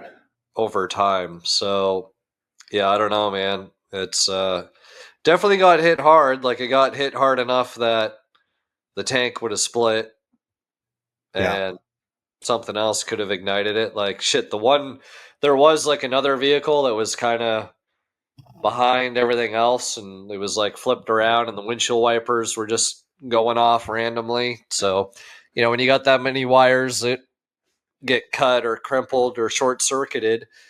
I mean, stuff gets hot, sparks happen, ignites fuel, and away you go. Yeah. I couldn't help but think of Joey Booth's clean little red coupe. I'm like, jeepers, I no. messaged him right away. I'm like, dude, I highly doubt you're on a major highway with one of your minty notches, but just tell me this isn't you. He's like, no, it wasn't me. Right. Yeah, because it's hard to tell because it was so crumpled up, but like looked like an OE coupe. You know, it Yeah, I didn't look want to say slammed. maybe it had like a black 50 emblem on the side. I could have been wrong, or maybe it was just the lighting. But yeah, man, like those quarter window moldings look minty. Yeah. Hey, okay, speaking of Fox bodies, how many times have you had this fucking dude? I don't even know who he is or where he gets the authority to speak on something like this. Not that I have it either. Like, I'm not saying it like that, but this guy that's claiming that Ford is recreating the Fox body. I Oh, have had this fucking video sent to me 1,000 times. dude, this is again the problem with people trying to create stuff just to get views and get paid on Facebook. Like, I saw all these like overly red people and like on a beach, and it was like, oh, Florida's annual sunburn competition is on. And I'm like, there's no fucking way there's an annual sunburn competition. So I like Google it, and it's like, oh yeah, it's a hoax. The photo's made with AI. And it's like, Facebook went through that whole thing. At least I think they did, or Meta, whatever the fuck, of being able to do fact checking. Oh, right. During COVID. Holy shit. So they should literally be like some sort of banner across posts that are like fact check yes or no or pending. And then you should be able to go into your feed and say, I only want to see verified posts or something to like clean out this noise and absolute bullshit. Because it's like going Yeah. back to, actually, I think we spoke about it in the last pod, right? Like Tina Britt's mom going on about, oh, there's going to be hurricanes in Florida, blah, blah, blah. And it's like, well, who the fuck is this guy? I'm like, I'll Yeah. start my own weather channel on Facebook tomorrow and I'll say that there's going to be friggin' hail in Hawaii or whatever, Yeah. like it's stupid.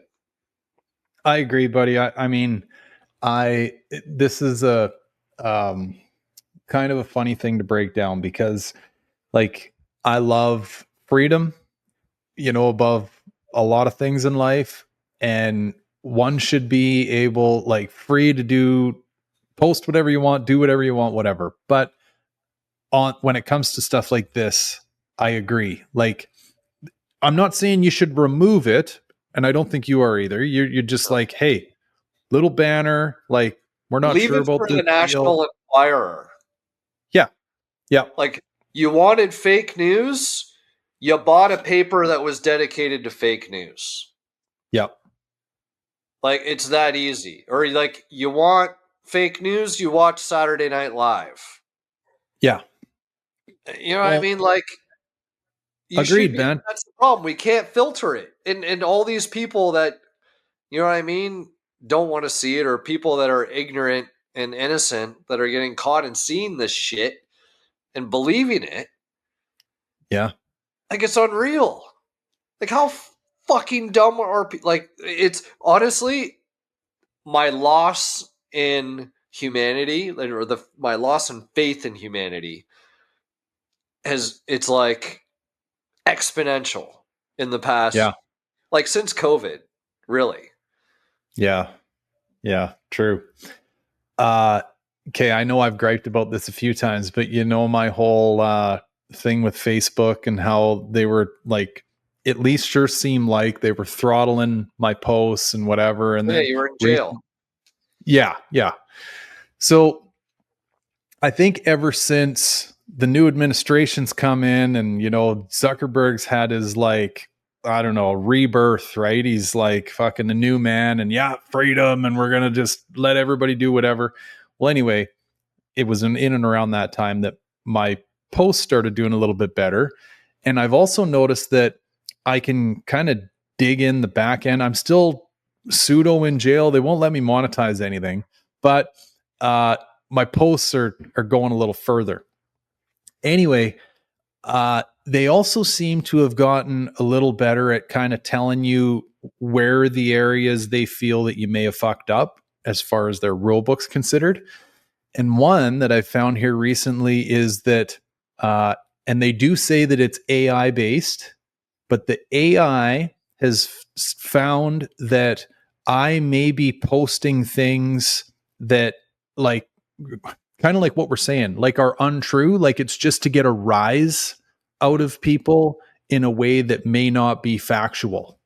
And I'm like, if anything, I'm just trying to make you fucking laugh. Like, I'm not going around going like, hey, everybody, 2026 is the new Foxbody. Like, what? If they're doing that to you, then why is like 80% of the shit that I see all that? Bogus. Exactly my point. Like this guy claiming that Ford's releasing a Foxbody. It's like, I've got this thing so many times now. I literally can copy and paste my response. I'll believe it when I see it. I'll believe it when I see it. I'll believe it when I see it. You know?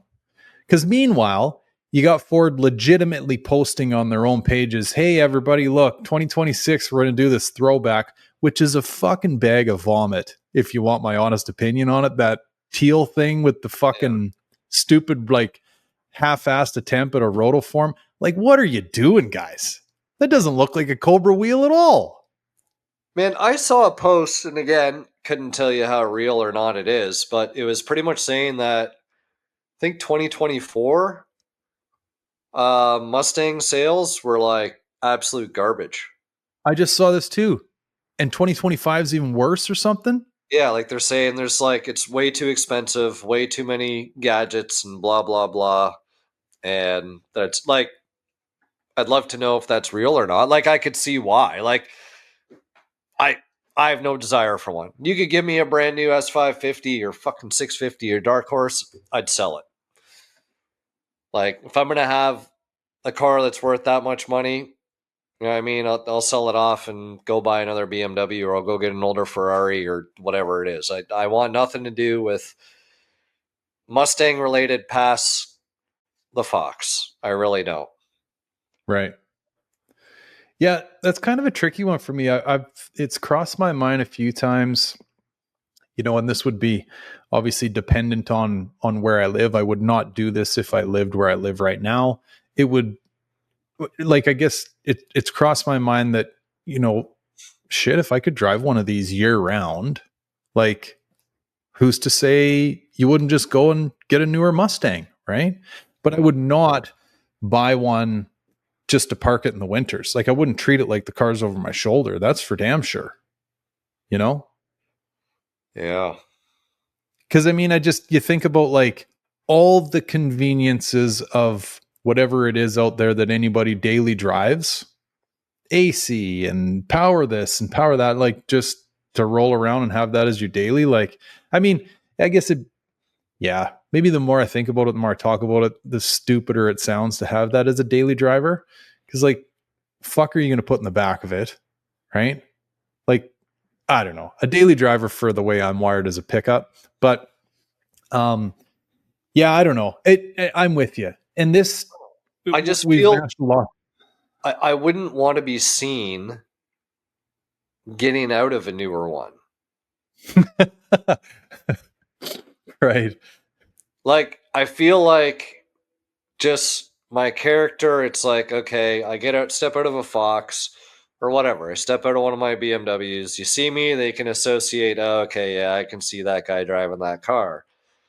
Whether they like it or not, they're going to agree that the car goes with the driver. If I step out of a new S550, like, I feel like I should be the guy with no socks and ankle pants on.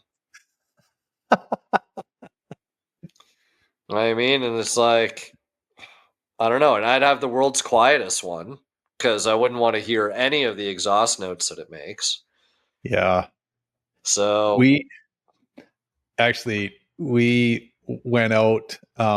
So on Abby's ball team, some good friends of ours' daughter also plays on that ball team, and we kind of bought a bunch of pizza, left the kids in one room, and snuck out for some drinks the one night. Oh yeah, that was the night that I posted up about the whiskey bar that we went to. oh Right. yeah.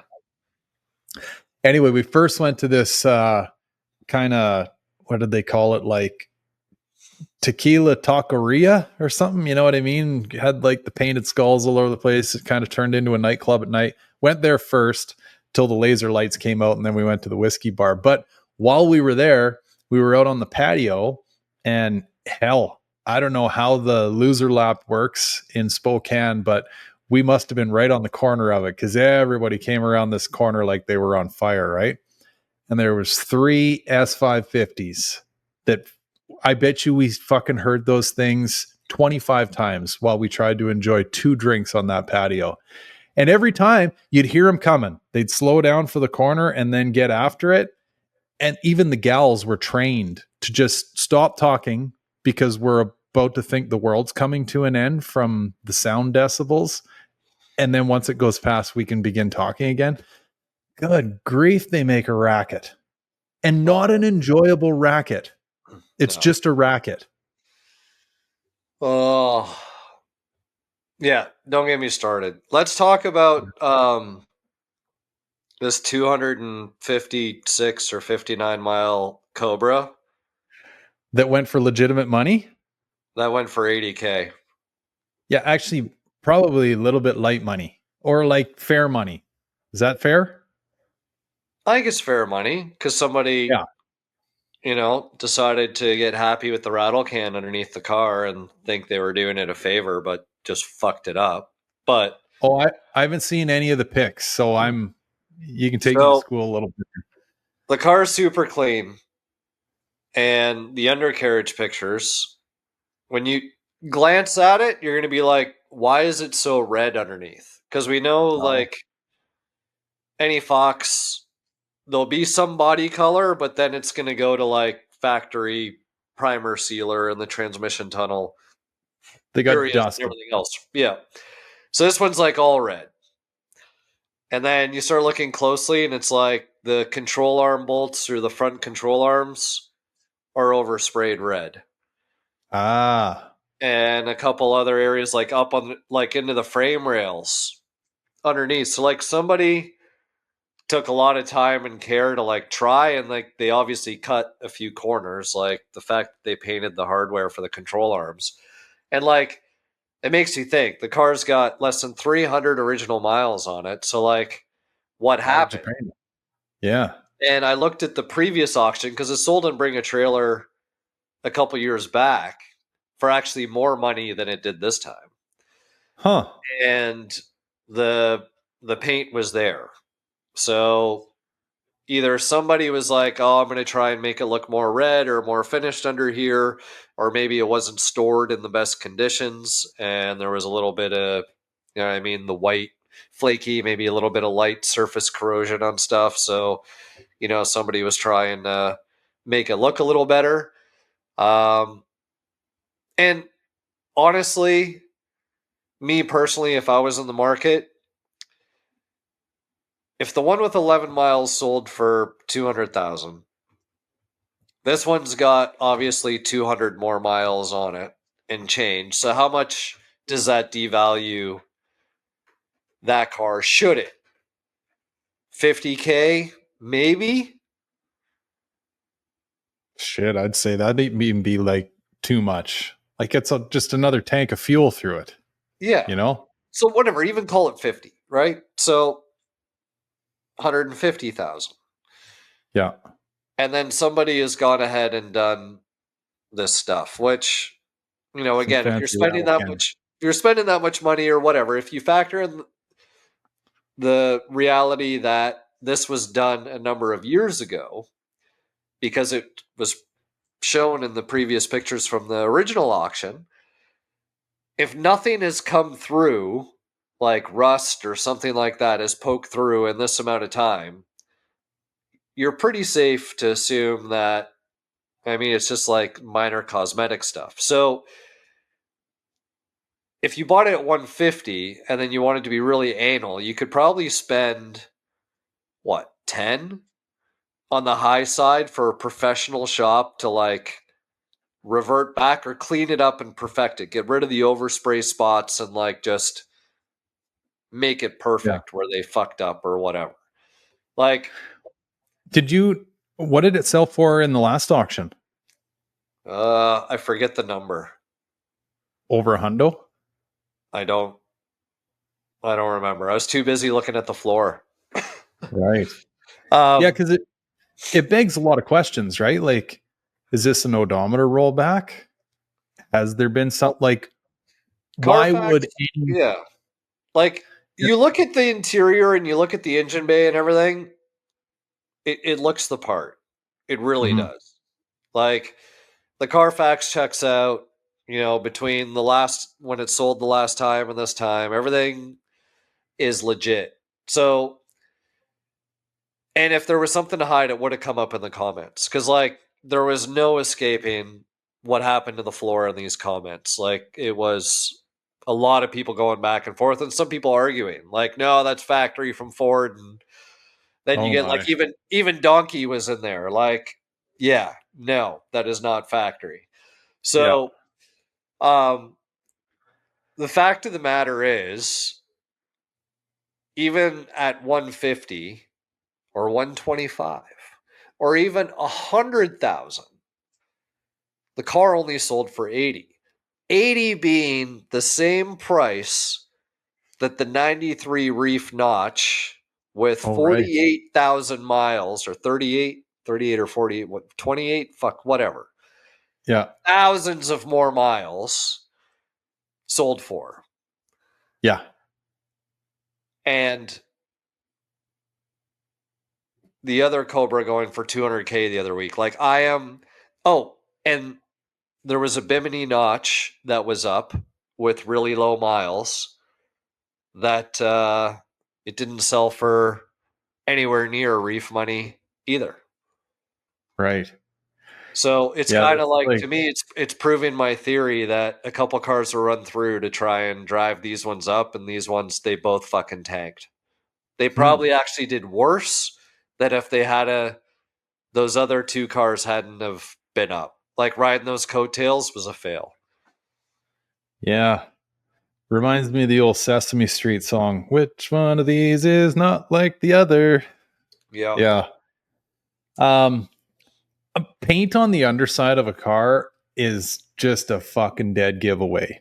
Like you're like, okay, what are we doing here? Because the way my mind works is anyone that is going to purchase and store and most likely resell at another point in time a 269-mile 93 Cobra is not going to spray the underside of this car.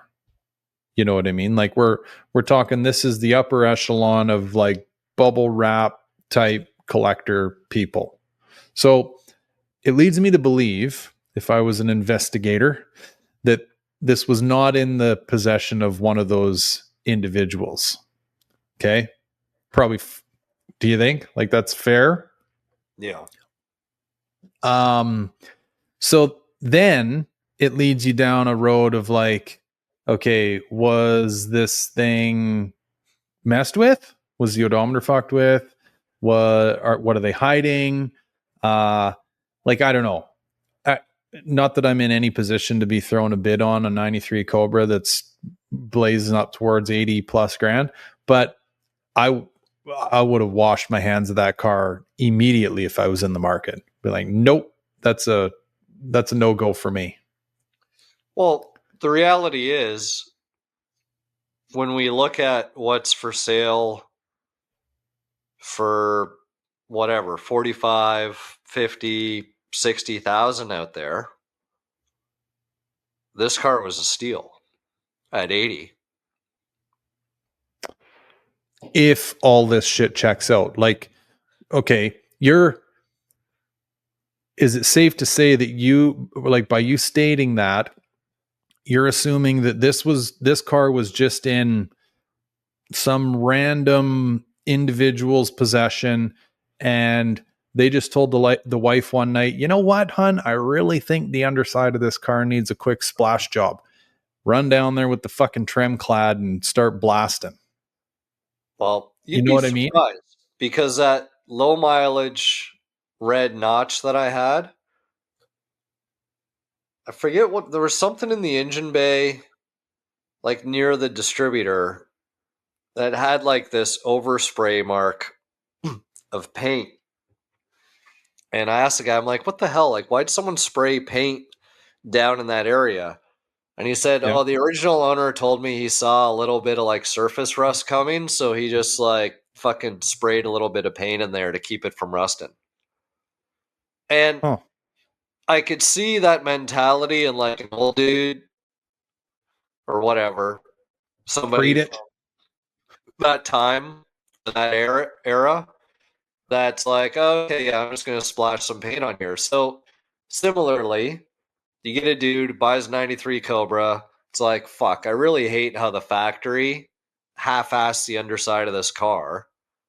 I'm going to make it look a little better.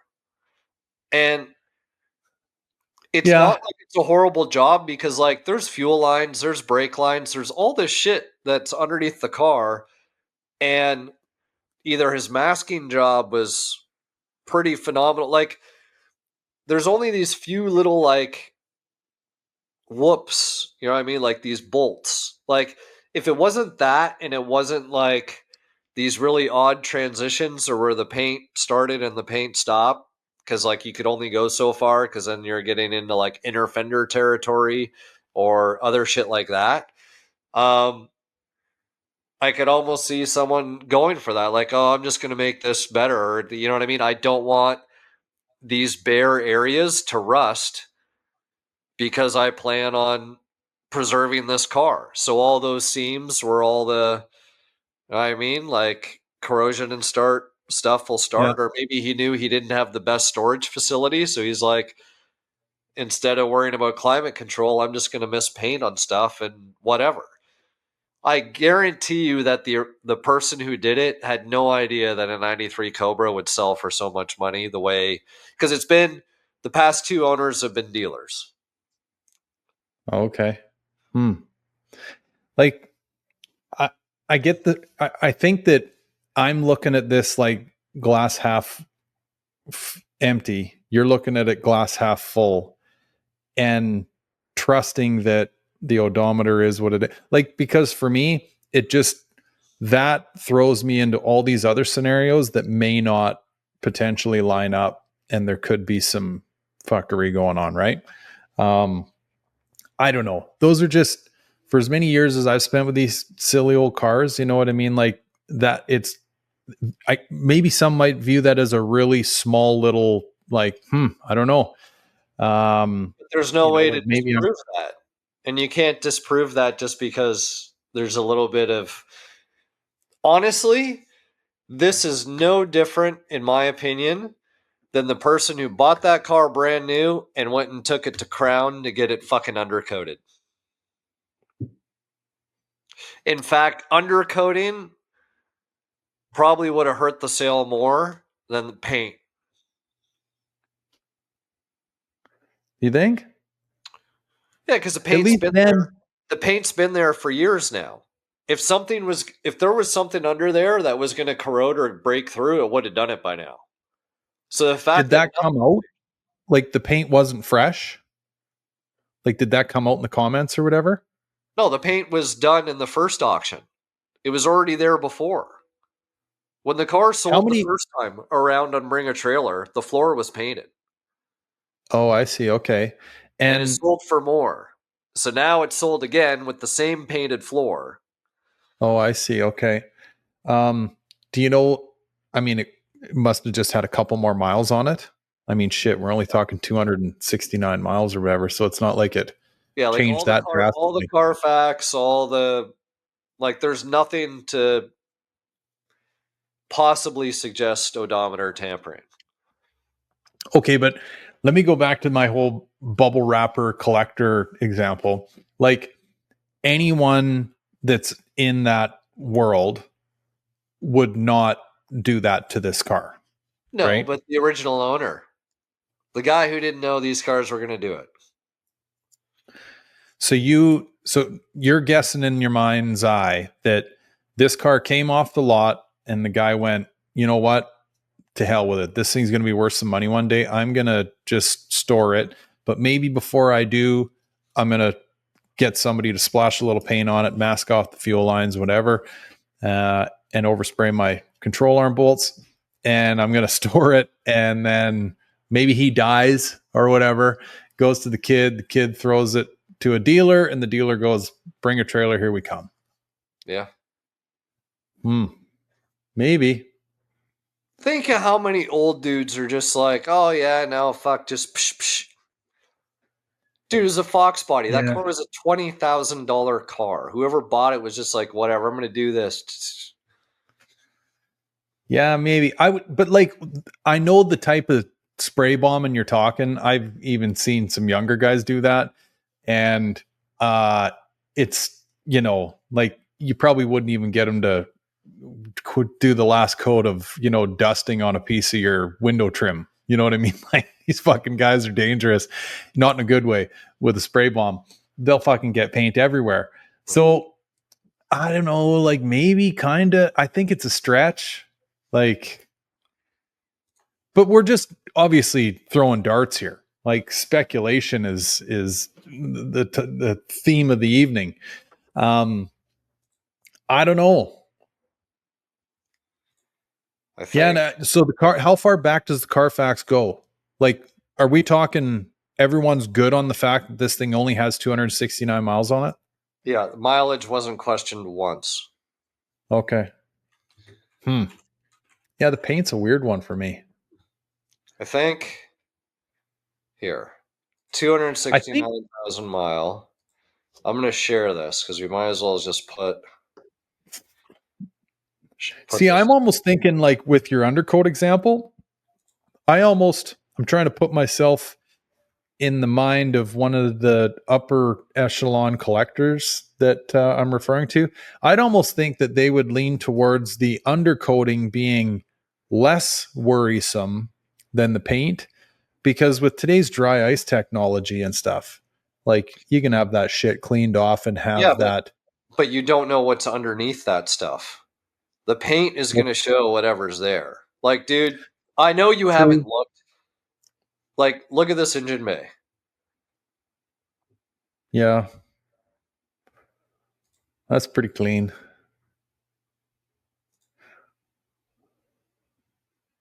Like, look at how shiny those stickers, the VINs, the little bolts for the airbag sensors. Like, even the different colors on the bumper support brackets there. Like, and see how, like, this little bit of rust in the AC bracket down here. Like, that's normal shit. Like, that's, you know what I mean? But, like, look at the electrical connectors. Yeah. Huh. Like, the paint on the damn strut tower cap, or on the strut cap here. Yeah. But let's shock look marks at, on the look at the airbox. floor. So that is actually a fairly attractive looking floor because it actually looks consistent. Like, I guess my point is they did a fairly good job. It was just the few little mishaps and the fact that that's not what factory did that I think Right. got to this. Like, look at the fuel tank and the factory Shock exhaust. marks You got on the this writing too. on the drive shaft. Like, the diff doesn't have, it's still black. Yeah. So this is where we know there's paint that's been added, right? So it's like, okay, look, they got a little bit of overspray on this plate here. Yeah. A little bit on the lines here. So, you know what I mean? Just, they didn't drill the rivets off. They tried to mask and paint around everything, which, whatever, I can appreciate that. But it's only because it's a 93 Cobra. If it hadn't have been this car, Looks or like with this even the many. K member got a decent spray can treatment too. Yeah, actually, see here you can see the control arm nuts, Right. how red they are. Huh. Yeah, like So like I these don't guys know. here, like these shouldn't be red, and you can see here where the seam is, like they didn't spray enough paint up in there. But you know what I mean? Like that, it actually looks good. So if this Cobra had, I don't know, 30,000 miles on it, I feel like this would have helped the sale. But because this car only has 200 and something miles on it, it actually hurt the sale. Right. Which there's no Huh. VIN sticker on this rear bumper cover. That's interesting. Wonder if no. Oh, actually, it could be on the side. I don't know if there's going to be a picture for that or not. Oh yeah, see this frame rail? See where it stops and transitions right to gray? Right.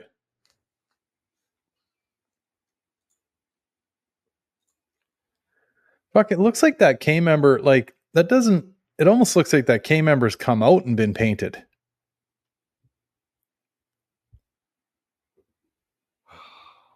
Like, how did they get that K member that well painted if they just did an underside dusting and masking? Well, Now this picture's kind of small for me. I'm squinting to see it a little bit, but like that looks pretty well painted. it does. Although it's not like up in the mounting bolt areas and stuff for the motor. You can Right. see where it's light on paint, like where they managed to get versus where they didn't. But I don't know, man. See, It's a like mystery. something like this, I would think if I was, so you said that this was first put on Bring a Trailer by a dealer. Yeah. See, like I, something like that, if you know these cars, because here we are talking about it. I mean, we probably drove people nuts how long we've talked about it, but like I would, if I was going to sell this car as a dealer, I would go back through whatever channels that I could to try to figure out, is this original owner still around or alive, whatever? What's with the painted floor? We need to let people know what went on here and or what the thinking was.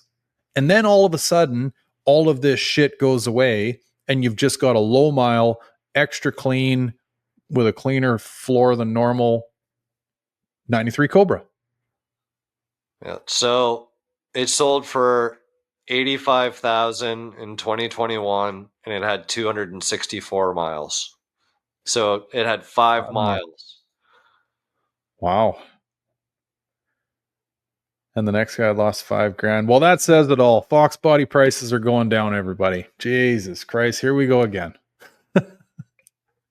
But man, like you can tell, like you look at that door panel and how clean that door jamb is. Yeah, you don't see them like that every day.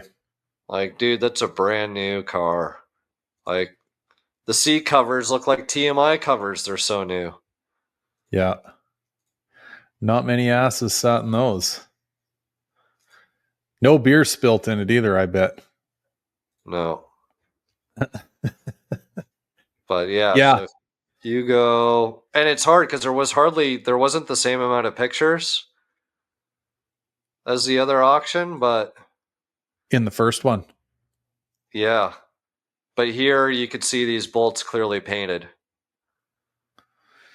And when, sorry, what year was it first sold in Bring a Trailer? 2021. Oh, yeah. Shit, that was just kind of the start of the craze too, right? Of high price stuff. Like I think it kind of got probably its hottest, what, 22, 23? Yeah. Well, Because I crazy, think, man. yeah. Huh.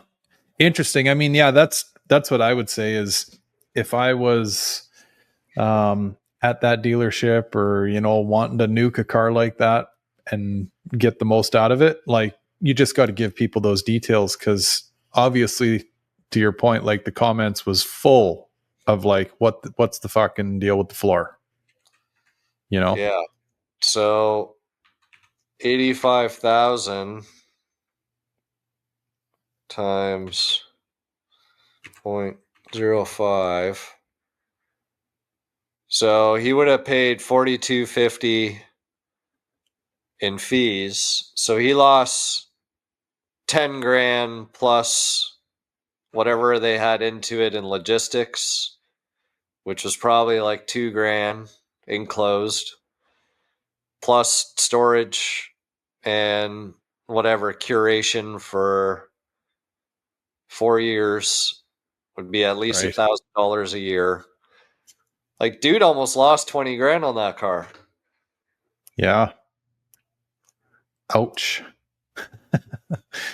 Bet you never saw that coming with that other one selling for 200. No. Yeah. I think something will surface about that, you know, I'm gonna and or do. that. I'm gonna wait. I don't know, maybe like 2 more weeks, and then I'm gonna pull the Carfax on the VIN Yeah. and see if there's any title transfer activity recorded or not. Right. Be nice to know somebody from Bring a Trailer and just say, hey, you guys, this seem But weird they to don't you. follow up. They don't They follow don't up. what? They don't Oh, follow up right. because they got paid, right? Like, as soon as that you bid, Bring a Trailer's paid. So Bring a Trailer's happy. Then it's here's the contact info of the individual. You guys figure it out. Right. Yeah. It just, because I mean, they are sort of the go-to, or the like the gold standard. I'm saying that with air quotes, but of places to sell things, right? These days.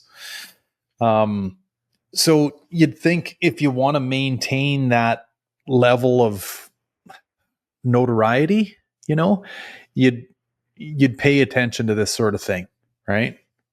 And I'm not saying that our podcast has hit their desk or anything, but like when it comes to this little world, which, look at our podcast with Dr. Jamie, right? Who's making pretty tall claims of these Foxes are the 69 Camaro of the go forward generations, like, I mean, you might want to pay attention to this, guys, because it's definitely raised some eyebrows in this community of ours. Um, you know, something smells off here. And Yeah. I don't know, maybe their reaction to it would be like, hey, this is auction. This is how it works. You catch somebody on a good day, you're going to get a bunch more money out of it. And this one wasn't a good day. This Yeah. 93. It just, I don't know. This seems like almost Barrett Jackson-esque, the guy in the back that wanted that vehicle. He got a little shit-faced at breakfast and he just went there to bid heavy. It's that or it's fuckery. It's one of those two things. Yeah. And I don't think Bring a Trailer has the same, you're going to catch somebody in a shit-faced moment as Barrett Jackson does, Well, you'd be a little surprised because, like, I was definitely caught up, like, when I was bidding on the white M5. Because, like, that thing of you place that bid within 2 minutes of the auction end, it puts 2 minutes back on the clock. Right. And then you're, like, waiting in suspense, and then, like, there's 30 seconds left, and then boom, Somebody hits. outbid. Then you're like, motherfuck, and then you're like, okay, this is gonna be the last one. You know what I mean? Like, I Yeah. remember I was at the Final, shop. I final. remember Shop Dad was there. I remember how it went down. And he's just laughing at me the whole time because, like, I didn't even need to be drinking, but he's like, "You're fucking out of control." Yeah. Like, it's like gambling. Like, oh, I'm just gonna pull the damn arm on the machine one more time. Take Yeah. my last 100. So, um, yeah, not to say that there isn't people that are having some drinks while they're bidding on that stuff. at home, or they got friends there with them, or I almost feel like sometimes people will do stupider shit in the presence of their own home than they will out in public, so people can't witness them or like them think they feel stupid for going that extra mile. Worst case on here is you're going to see some comments come through if you choose to look back. They'll be like, look at this asshole, he way overpaid or whatever, you know? Yeah. Yeah, maybe. I don't know. Shit. It's yeah. I think we're both on the same page here. There's definitely something weird that went on, and hopefully it surfaces because well, I don't know. It kind of goes back to that whole like AI conversation we had earlier, right? And like all these haywire posts that are out there. It's like, okay, now if you catch somebody that maybe just opens their phone up here and there and they just happen to see this car sell for $200,000, they're like, holy shit, this is where they're all going. You know what?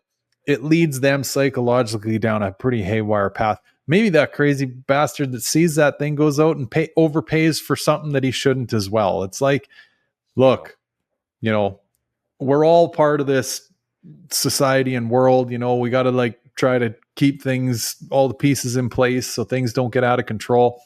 It's like, for anyone listening to us, that ain't normal. You know what I mean? Like that's outrageous.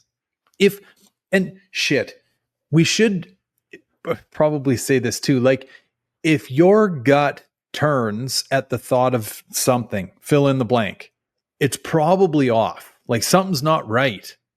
And I know that the powers that be do a fairly good job of breeding this like God-given gift out of us, but like if your gut tells you something's wrong, there's probably something off with it, right? And you either need to investigate more or run, turn, go, get the fuck out of the way.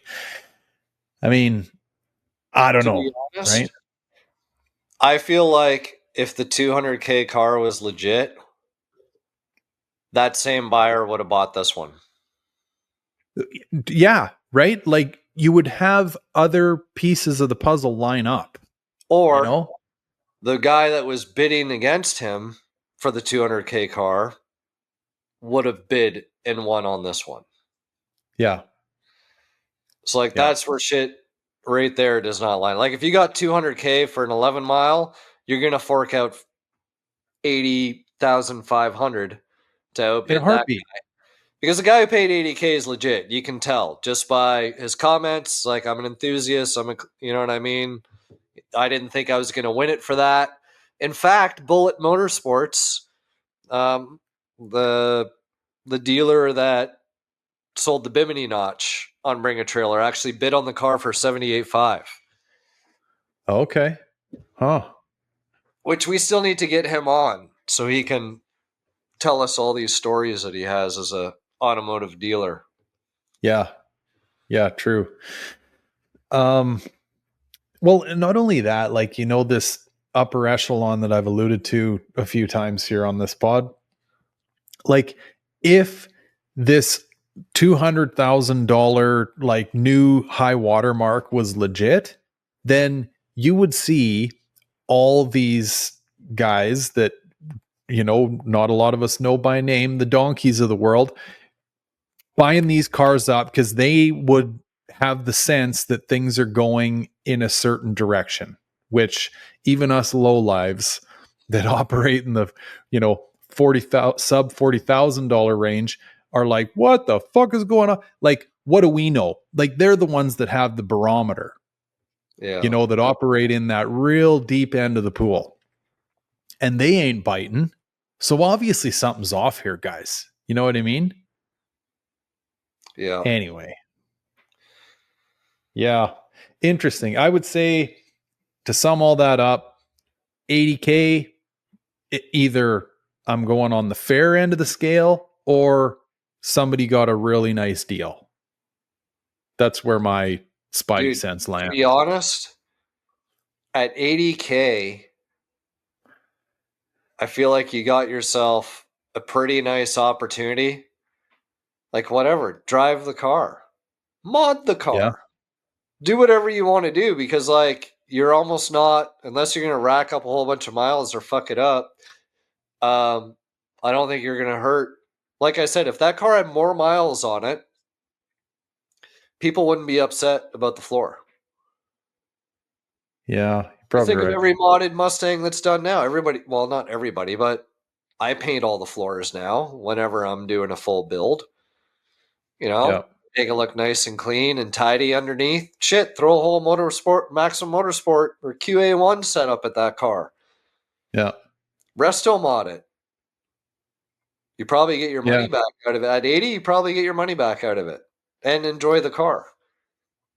Well, yeah, I don't know. I would probably, if I was given, not that they would even want my advice or whatever, but if I was given that new owner advice, I'd say leave it alone. You know, you could run that odometer up to 1500 or 2000. I mean, it's still going to be a very, very young specimen, right? And you could easily get your money out of that car in 5 or 10 years and then some, you What I know? would do, if it were me, Yeah. I would take the car to a bunch of shows and drive. Like you said, I think I keep the miles under 2,000. I'd publicize the fact of what the car is, make it known, let enough eyes see how minty that car actually is, clean up the shortcomings that were done on the underside just a little bit, like clean up the nuts and bolts, a little bit overspray on the lines, get rid Yeah. of all that shit. Don't try and like recorrect, like correct Yeah. stuff, but just clean up what was poorly accounted for and document what you did and the reality. And I guarantee you, in 5 years, you'd be making money. Yeah. Or take that one step further. Like I said earlier, try to track down why this floor was painted, Yeah. right? Now you got like the full spectrum of this car. And I agree with you. I think you'd do nothing but drive the price of that car. Well, not that you're trying to drive the price of the car up. I mean, these cars are going to appreciate. We've already seen that happen. It's safe to say that, you know, if you got yourself a low mileage, ultra clean 93 Cobra, you're in the money, right? Yeah. And this guy will be in the money down the road for sure. But yeah, you throw those other little twists to the story in there. I mean, now you're really talking, right? You you're earning money at this point, Yeah. you know? But yeah, I don't know. It's kind of wild. I think but like, you know, I brought up that fucking guy that's saying Ford's bringing out the 2026 Fox body, right? It's like these couple bring a trailer examples. You're going like, okay, whoa. Like, you know, the world is twisted a little too much here. We're off fucking orbit. You know, what's going on? Everybody take a deep breath and do some research. Don't just assume this is the way things are, because it's fucking probably not, especially in today's day and age where you don't know what fucking weighs up anymore, right? Um, yeah, I don't know. It sure is fun to fucking talk about this stuff though, dude, you know, because like I know you, granted you were on the other side of this rock that we grew up on, but like fuck man, we know these cars as like ultra clean models for 5 grand, you know. Like that's how we remember them. So to think that these silly old cars are doing this, I mean, what a great topic to crank beers over and shoot the shit with, you know, like it's Oh, wild. sure. Oh man, I still remember buying my white notch off my buddy, $4,500. Yeah. And it was Yeah. like clean, one owner car, like all the like that's ticked all the boxes. Like Yeah. if you were to fast forward that to today, like it's unreal. Yeah. Yeah. I know. The stupid green one traded a quad for it. Yeah. Like, fuck me. You know, unbelievable.